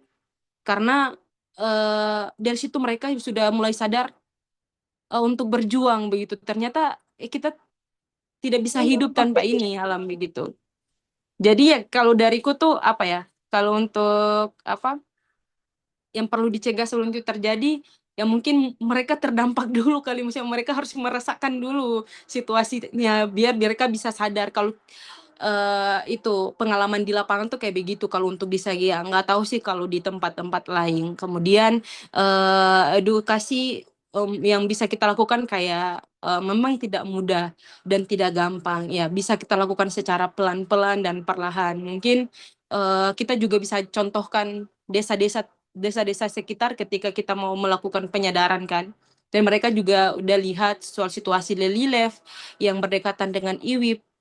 Kemudian Gemaf yang itu kondisi air dan air sumur juga semua, udara dan lain sebagainya udah tercemar semua. Jadi kalau dariku tuh itu dulu bagi pengalaman aja di kampung. Sesuai dengan pertanyaan tadi nggak mudah, tapi ya semoga perlahan dengan berjalannya waktu ya bisa kalau kita konsisten dan komitmen. Itu sih dariku, terima kasih. Oke, baik. Terima kasih Kak Rifa. Mungkin penanggap kedua dari Kak Dean. Terima kasih. Tadi sebenarnya udah sempat dijawab juga sama Kak Hema ya. Salah satu caranya mungkin ya bukan edukasi dari masyarakatnya gitu, tapi lebih ke arah edukasi terkait pengorganisiran atau hal-hal seperti itu gitu, bukan terkait lingkungannya, bukan kapasitas terkait lingkungannya gitu. Mungkin kalau dari aku lebih nggak jauh beda sih sama tadi, kita perlu ada ya memperkuat kesadaran dan solidaritas dari komunitas-komunitas dulu aja gitu, misal karena belum terjadi kan, jadi mungkin bisa diskusi-diskusi terkait dampak tambang, kemudian juga uh, sharing terkait pengalaman daerah lain yang terdampak gitu. Juga perlu adanya dari sebelum ini ya pra kejadian atau sebelum terjadi ya perlu ada pengorganisiran gitu,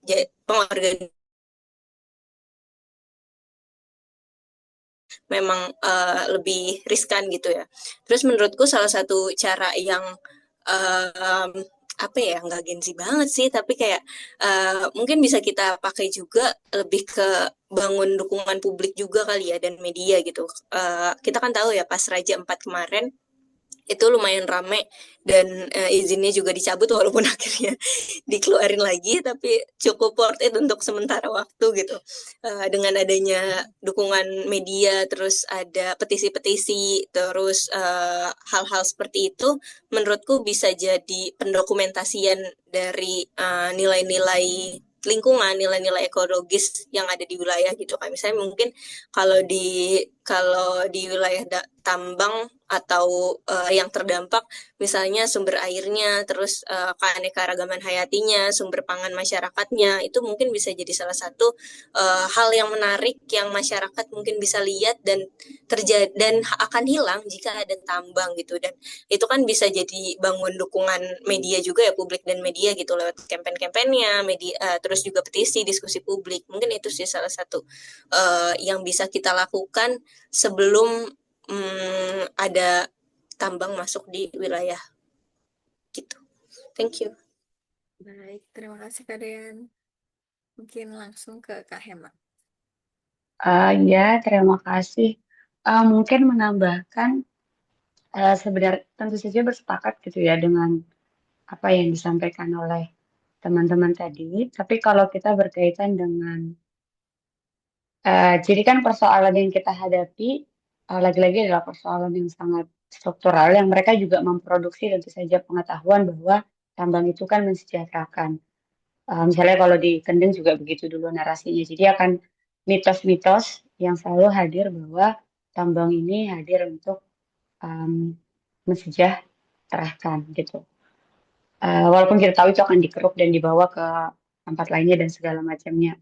Nah, jadi memang kalau bicara tentang berkaitan dengan perawanan terhadap ekonomi tanding, saya kira memang teman-teman yang sudah kalau tadi bicara pencegahan ya, kalau Rifia tadi memang dan memang seringkali di lapangan tadi seperti itu. Kalau udah dampaknya terjadi, uh, tapi kan sudah ada keterlanjuran gitu. Tetapi ketika tadi kita konteksnya adalah bagaimana adalah itu sebelum terjadi, tentu saja akan belajar dari berbagai wilayah lainnya sehingga poin yang maksud saya adalah kawan-kawan yang pertama kali, baik yang ada di kampung atau mungkin juga ada kawan-kawan, terutama kawan-kawan muda biasanya ya, mahasiswa dan segala macamnya, yang sudah juga melihat bagaimana di wilayah lainnya dan segala macamnya, tentu saja harus terlibat dalam gerakan-gerakan untuk menjaga ruang hidup tersebut gitu ya. Dan sebenarnya dimanapun ya, bukan hanya di kampung, di satu kampung, karena ini tadi sebuah krisis yang terjadi hampir di semua wilayah kepulauan saat ini kalau kita bicara tentang Indonesia, itu harus melibatkan diri gitu. Karena tadi pun ketika melibatkan diri memang startnya juga beda-beda seperti yang tadi di metode-metode yang disampaikan juga udah oleh Rivia. Misalnya kita lihat ada perlawanan-perlawanan yang sudah kuat di berbagai daerah, tapi ada juga yang belum, sehingga ini memang juga butuh ketika mengorganisir itu juga butuh kesadaran itu gitu. Kemudian juga kalau tadi berkaitan dengan karena mereka akan memproduksi punya alat militernya, kan itu yang sering kali ke kampung-kampung terjadi. Memang kalau kita bicara tentang akarnya lebih jauh, ini butuh perombakan struktural yang lebih besar gitu, perubahan sosial, kerja-kerja politik yang lebih luas. Jadi memang saya kira juga ini bukan cerita-cerita hanya di satu kampung, tetapi tadi bagaimana ketika itu terjadi di IKN, kawan-kawan di Sagia juga bersuara, ketika terjadi di Sulawesi, begitu juga di berbagai kepulauan lainnya. Dan tadi kita juga perlu merencanakan ekonomi seperti apa yang kita butuhkan, kemudian kerja-kerja politik seperti apa yang kita butuhkan ke depannya. Hal-hal seperti itu juga bisa menjadi diskusi-diskusi harian. Karena itulah tadi diskusi regulernya bahkan bukan hanya bicara tentang bahaya tambang, tapi akan ada ancaman-ancaman selanjutnya. Dan kalau kita mau membangun ekonomi yang menjadi alternatifnya itu juga menjadi kerja-kerja komunitas bersama. Mungkin hal-hal begitu ya yang bisa, karena sekuat apapun kita melawan, ketika kita berhadapan rezim yang militer dan sangat represif ini, itu tadi kita butuh perombakan sosial yang lebih besar juga menjadi PR bersama. Begitu mungkin. Oke, baik, Kak Hema. Terima kasih atas tanggapannya. Mungkin ada lagi pertanyaan dari kolom komentar. Eh, Langsung aku bacain aja ya. Apa yang bisa dilakukan untuk membantu masyarakat dalam melindungi lingkungan dan hak adat mereka? Mungkin ada yang ingin menjawab dari salah satu narasumber untuk mengingat waktu ya.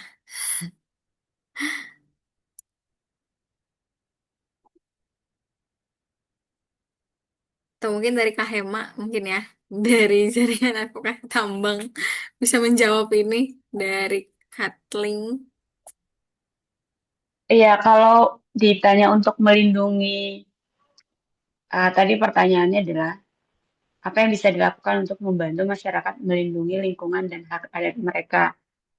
Sebenarnya, em, kalau berkaitan dengan ini istilah, kan ada saat ini kita juga berkaitan dengan masyarakat adat ataupun juga komunitas lokal.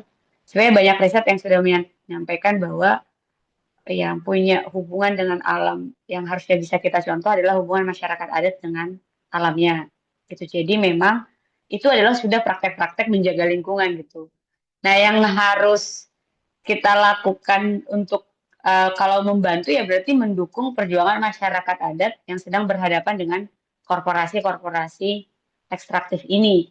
Mungkin itu yang kalau apa yang kita jadi yang mungkin bisa melakukan gitu. Apa yang bisa kita lakukan, karena kalau masyarakat adat melindungi hutan adat mereka itu sudah dilakukan, tetapi represi negara, kemudian juga bagaimana tadi relasi mereka dengan para investor tambang, kapitalis-kapitalis tambang ini yang mengancam lingkungan masyarakat adat hari ini yang kita tahu kan senjatanya juga berbeda. Kita tahu mereka punya alat-alat represinya gitu. Jadi mungkin kalau menurutku mungkin akan beda konteks. Ada yang konteksnya masyarakat adat, ada juga yang komunitas di berbagai wilayah. Misalnya akan beda memang konteks warga yang berhadapan dengan tambang di Jawa dengan di Maluku Utara, yang kita tahu juga sampai hari ini kekerasan itu biasanya akan lebih masif di wilayah-wilayah yang itu memang luput juga dari banyak media dan berbagai tempat lainnya. Kekerasan itu seringkali sangat sangat ini ya. Makanya kalau kita bicara tentang bagaimana militerisme juga di Papua gitu. Ketika kita punya kekhawatiran terhadap RUU TNI, Undang-Undang TNI yang baru direvisi di berbagai wilayah, sebenarnya represinya sudah sangat besar. Jadi kalau menurutku lagi-lagi untuk membantunya ya kita yang melakukan gerak bersama untuk mendukung perjuangan-perjuangan tersebut dari manapun gitu ya. Tadi juga udah disampaikan, mungkin teman-teman ada yang menyebutnya ala Gen Z dan segala macamnya gitu karena akses yang jauh dan sebagainya. Tetapi saya kira kawan-kawan yang ada di komunitas lokal selama terancam pasti akan terus melakukan perjuangan dan perlawanan, dan kita ya bisa menggabungkan diri dengan itu dimanapun berada. Begitu. Oke, baik. Mungkin Karifa ada mau tambahan? Sedikit saja. Boleh. Iya. Tadi yang dijelaskan Kak Emma itu benar. Yang pertama, setiap daerah itu, setiap kampung, setiap tapak, mereka mempunyai kearifan lokal, punya tradisi dan adat masing-masing. Kami di Sagea juga punya. Jadi kemarin juga sebelum turun aksi kami melakukan ritual. Tempat ritualnya di belakang sini, di dalam danau sini. Kemudian di sampingnya itu ada konsesi pertambangan yang tadi PT Zonghai itu. Jadi sebelum melakukan aksi, masyarakat melakukan ritual untuk bagaimana meminta leluhur dan meminta tanah, meminta penjaga di Telaga Yonel itu membersamai kami. Dan memang benar, setelah beberapa kali kami aksi itu, alam juga turut merestui. Karena kenapa saya bilang demikian? Pada saat kami aksi itu eh, matahari juga tidak terlalu panas, tiba-tiba hujan dan mereka kalau hujan mereka tidak bisa melakukan aktivitas. Jadi setelah setelah kami aksi juga beberapa kali itu setiap hari itu hujan, padahal tidak tidak waktu belum belum waktunya, tapi cuma di Sagia saja hujan. Jadi saya bisa menyimpulkan bahwa ternyata perlawanan yang kita buat ini kalau kita melibatkan leluhur eh, pasti bisa kita menangkan. Ya, tapi ya kembali lagi bahwa perusahaan juga mereka kerjanya nggak sendiri loh. Mereka akan juga belajar bagaimana mereka bisa masuk. Dan di PT Mai ini juga ceritanya panjang sekali. Kenapa beberapa kali juga Eksa mau buat penggalian, tapi eh, Eksanya nggak jadi ini, malah tertahan, diperiksa, tapi Eksanya nggak apa-apa. Ya, dipanggil orang tua-tua kampung untuk menyiram ini tempat dan mereka juga bisa melakukan aktivitas. Dari situ saya percaya bahwa eh, ternyata leluhur masih ada. Mereka masih mau kita menjaga tanah dan menjaga air ini. Dan yang paling kami butuhkan di kampungnya, karena kan kami paling apa ya, paling di desa ini mungkin akses jaringan juga kurang. eh, Teman-teman di sini dari semua masyarakat lingkup Kertambang yang merasakan dampak, mari sama-sama kampanye. Mungkin tadi yang Kakak Hema bilang kayak di KN bisa Sagia kampanye juga. Jadi kita sama-sama eh, terhubung begitu untuk sama-sama saling kampanyekan masalah-masalah yang ada. Itu sih kalau dariku. Maaf ya kalau banyak, kembalikan. Terima kasih banyak, Kak. Banyak banget pengalamannya. Terima kasih. Mungkin terakhir kali ya, mengingat waktu juga, ada dari kolom chat tadi ada Kak Wahyu mungkin mau open mic untuk bertanya. Dipersilakan. Halo, suara saya masuk? Masuk, terdengar. Oke, terima kasih kepada teman-teman eh, Lingkar Studi Feminis, terus Rivia dari Sagia, Hima dari Jatam, aku Wahyu dari Trenggalek. Aku tertarik ya di diskusi ini. Ini diskusi yang penting gitu karena kita sebenarnya nggak cuma memahami konteks di satu titik konflik aja gitu. Kalau aku pribadi juga karena ya di Trenggalek juga ada tambang gitu, tambangnya tambang emas. Kalau di Sagia nikel ya, dan perusahaannya dari Australia gitu. Kalau Sagia dari Cina ya, PT Songhai Rare Mineral. Aku tertarik di apa namanya upaya yang dilakukan oleh perempuan-perempuan Sagiakia untuk melawan tambang.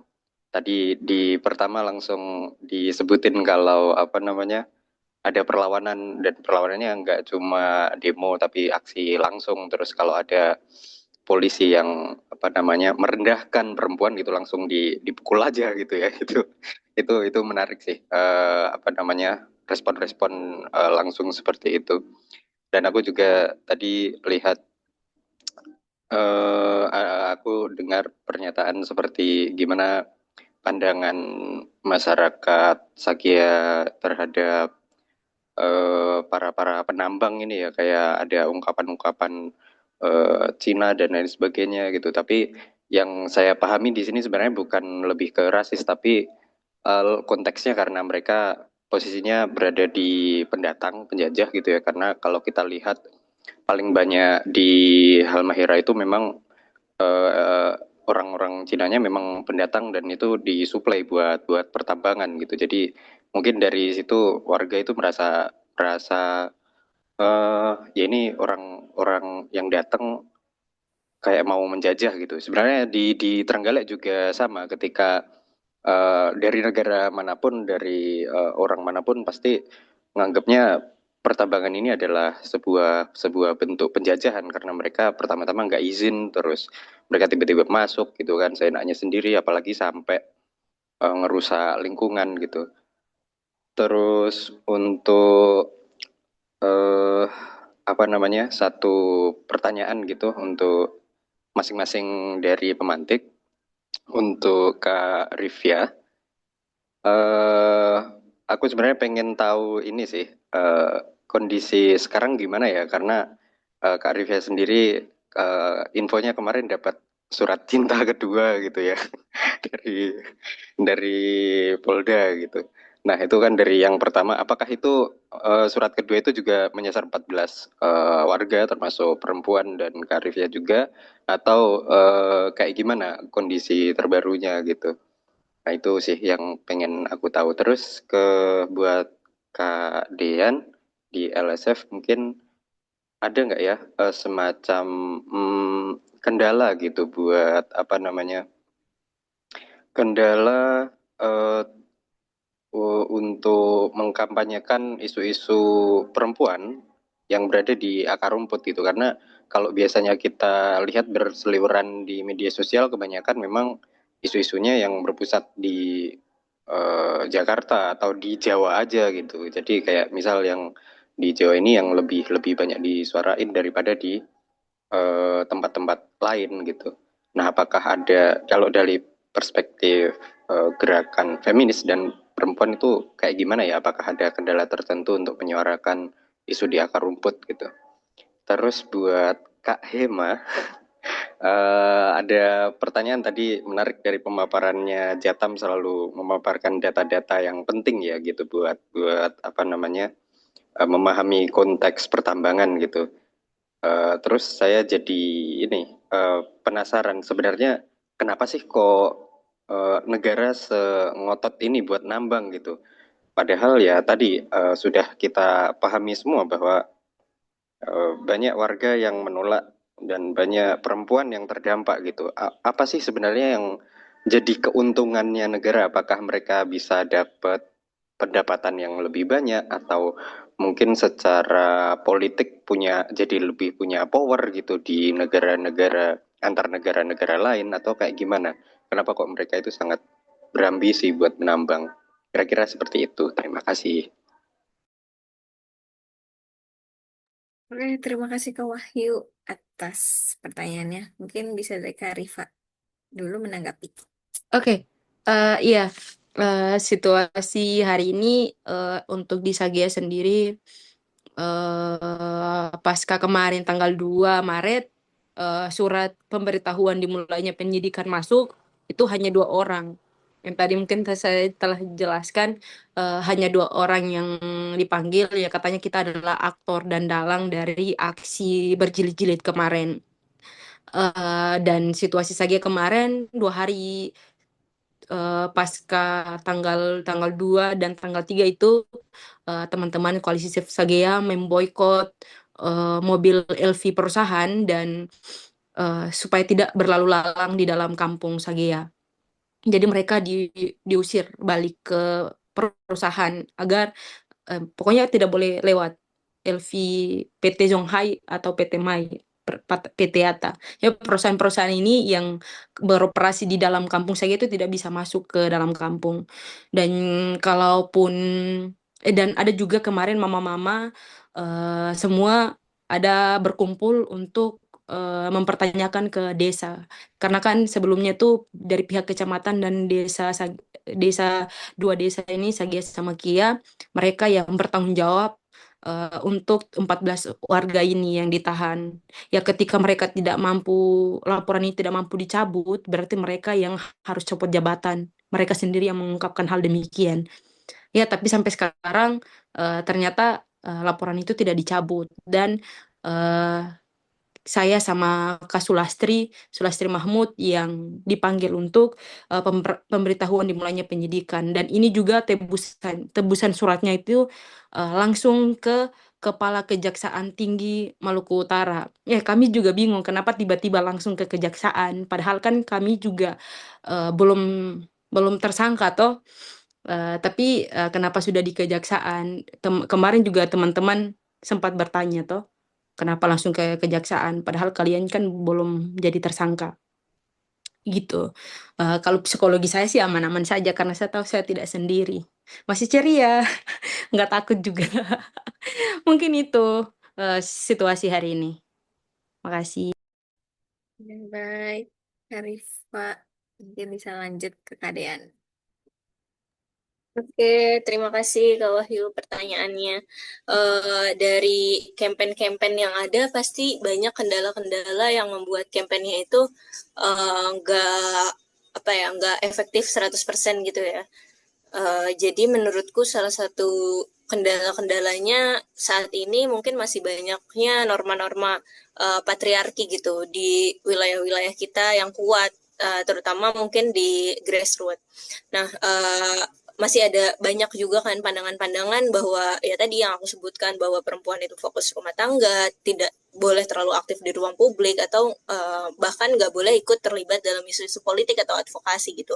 Nah, akibatnya ketika kita campaign, ketika perempuan menyuarakan tentang haknya atau melakukan campaign sosial gitu, mereka sering dianggap melawan adat atau juga mereka juga sering dianggap terlalu vokal sehingga itu konotasinya negatif dan gak sesuai gitu dengan peran-peran perempuan. Nah, hal ini juga yang jadi perempuan itu ragu gitu untuk terlibat atau terlibat gerakan atau kampanye-kampanye yang ada.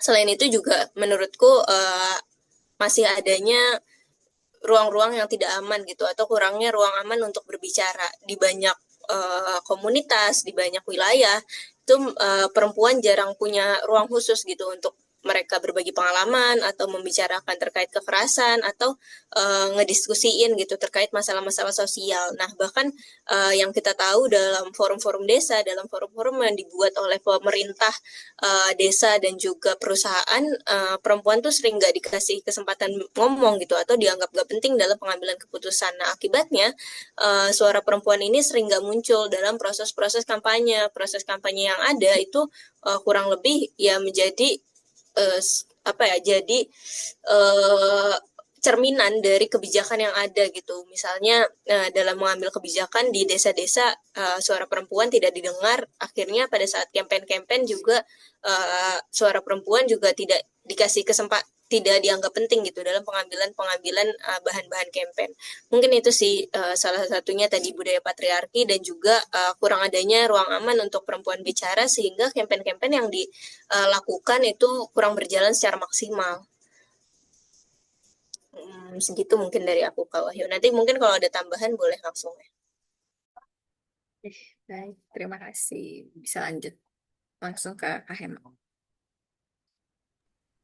Baik, terima kasih untuk Kak Wahyu pertanyaannya. Gitu. Senang juga ikut diskusi ini karena melihat juga kemarin teman-teman Resistar juga yang juga ada Wahyu dan kawan-kawan itu juga aku lihat kan mendukung perjuangan kawan-kawan di Sadia dan diskusi-diskusi begini sangat penting gitu ya. Kadang sedih juga sih kalau masih melihat antusias diskusi-diskusi begini orang-orang nggak banyak ikut gitu. Tapi kalau soal pertanyaan tadi juga pertanyaan yang buat aku juga refleksi gitu ya. Pertanyaan yang sangat baik. Tentu saja kalau pertanyaannya adalah kok terutama di Indonesia gitu ya, kok sangat ngotot gitu ke tambang.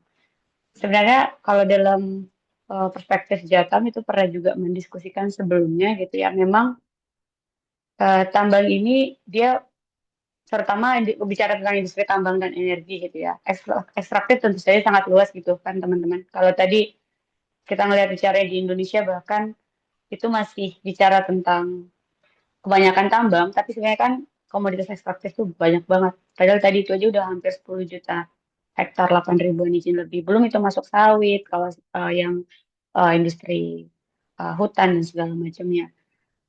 Kalau ngelihat betapa ngototnya, memang satu, Jateng sering menyebutnya ini bicara tentang rantai, kita nyebutnya rantai produksi kapital dan rantai kapital finance itu sendiri gitu, atau modal gitu.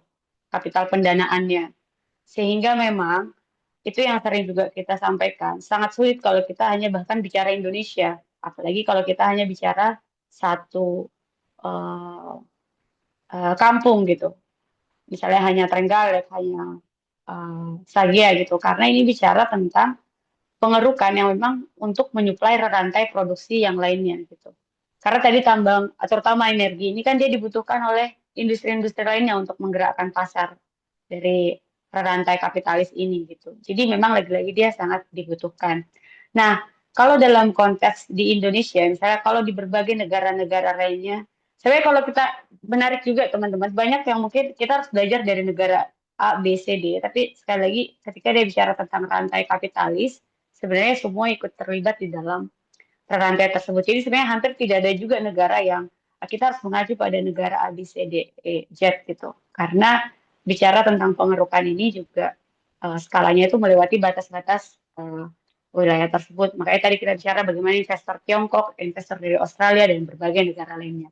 Nah, selain dia ini bicara tentang rantai produksi dari kapitalis untuk mempertahankan komoditas industri energi ini, kalau konteksnya di Indonesia kenapa sangat getol, mungkin akan tentu saja itu menjadi salah satu faktor juga gitu ya. Satu, apakah kapital di Indonesia punya kemampuan untuk menggerakkan industri lainnya? Kemudian yang kedua adalah bagaimana dengan teknologi. Ini akan sering menjadi disampaikan. Tetapi saya kira bukan, ya ini menjadi persoalan gitu ya ketika bicara tentang kapital teknologi, tapi bukan berarti kita tidak bisa. Tapi menurut saya, elit politik nasional kita yang tidak punya kemampuan politik tersebut. Ini akan pasti bicara juga bagaimana dengan sistem politik kita saat ini, bentuk demokrasi seperti apa yang kita butuhkan, partai-partai politik seperti apa yang kita butuhkan, walaupun kita tahu lagi-lagi itu adalah demokrasi yang sangat terbatas, sistem politiknya juga yang itu sangat diisi oleh oligarki-oligarki, sehingga memang kita perlu membangun um, gerakan politik atau banyak bicara juga hari ini rakyat juga harus punya partainya sendiri, atau bahkan ya kalau bicara tentang kita tidak butuh negara sekalipun, kita tidak perlu negara lagi, harus transisi seperti apa yang dilakukan di berbagai sistem ekonomi seperti apa yang kita bangun dan segala macamnya. Tapi kan represi itu sangat besar. Tapi lagi-lagi menurutku itu soal ketidakmampuan partai-partai politik hari ini yang memang isinya adalah partai-partai borjuis itu sendiri, jadi kepentingannya kepemilikan pribadi semua gitu. Jadi kapital-kapital yang mereka gunakan juga mereka tidak memang punya kemampuan untuk bersaing dengan membangun industrialisasi yang berbeda. Dan yang paling bisa dilakukan kan dengan menghabiskan eh, dianggap ini ongkos yang lebih murah dengan kehancuran yang lebih banyak, tetapi untungnya gimana ya bahasanya? Elit-elit politik pun mendapat hasil-hasil keuntungan yang mereka kira itu sudah cukup memperkaya mereka, tapi sebenarnya kerugian yang kita dapatkan itu kan lebih besar. Nah, hal-hal seperti ini yang menurutku ketidakmampuan elit-elit politik nasional hari ini melihat situasi itu. Tapi kita nggak perlu berharap di situ gitu maksudnya. Tapi konsolidasi gerakan rakyatnya aja yang perlu didobrak lebih jauh, lebih kuat gitu. Gitu. Tapi kalau belum lengkap bisa ke kedai Jatam. Ya, baik, terima kasih Kak Hema atas tanggapannya. eh Mungkin dari Kak Wahyu sudah cukup? Sudah. Udah. Eh, baik, terima kasih dari semua peserta yang udah antusias dan memberikan pertanyaan-pertanyaan yang bikin ruang diskusi ini semakin hidup gitu ya. Untuk mengingat waktu juga, terima kasih juga kepada tiga narasumber, Kak Dean, Kak Rifa, Kak Hema, telah meluangkan waktunya, pengalamannya, pemikirannya di ruang diskusi ini.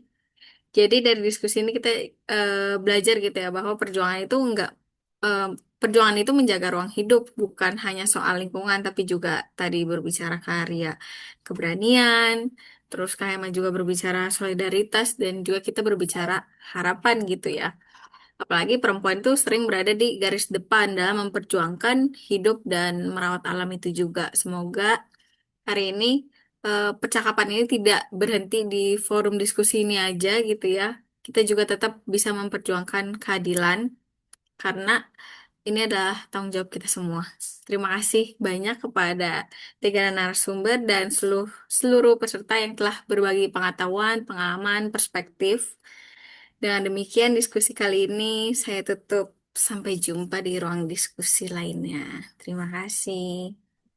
Terima kasih Bye-bye. teman-teman Terima LSF, kasih semuanya, Resia, teman-teman. semua. Salam untuk teman-teman di Sagea. Foto bareng dulu kali ya, Iya, Kak. Kak Emma. Nanti disampaikan salamnya. Thank you, Kak Hema, Kak Rifya. Terima kasih Kak Dian dan Iya. teman-teman LSF. Ini jadi foto bareng atau udah? Kak Anis bisa minta tolong, Kak Anis? Oh, nggak bisa. Boleh, Udah. sebentar ya. Oke. Aku izin belum bisa on cam wide. Oke, 1, 2, 3. Oke, satu lagi. Sebentar.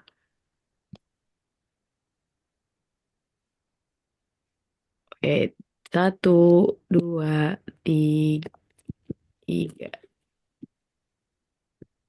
Oke, sudah. Thank you, teman-teman semua, Kak Hema dan kawan-kawan Kak Rifya. Sampai bertemu di ruang-ruang selanjutnya. Thank you, Jess. Thank you, Kak. Izin pamit ya.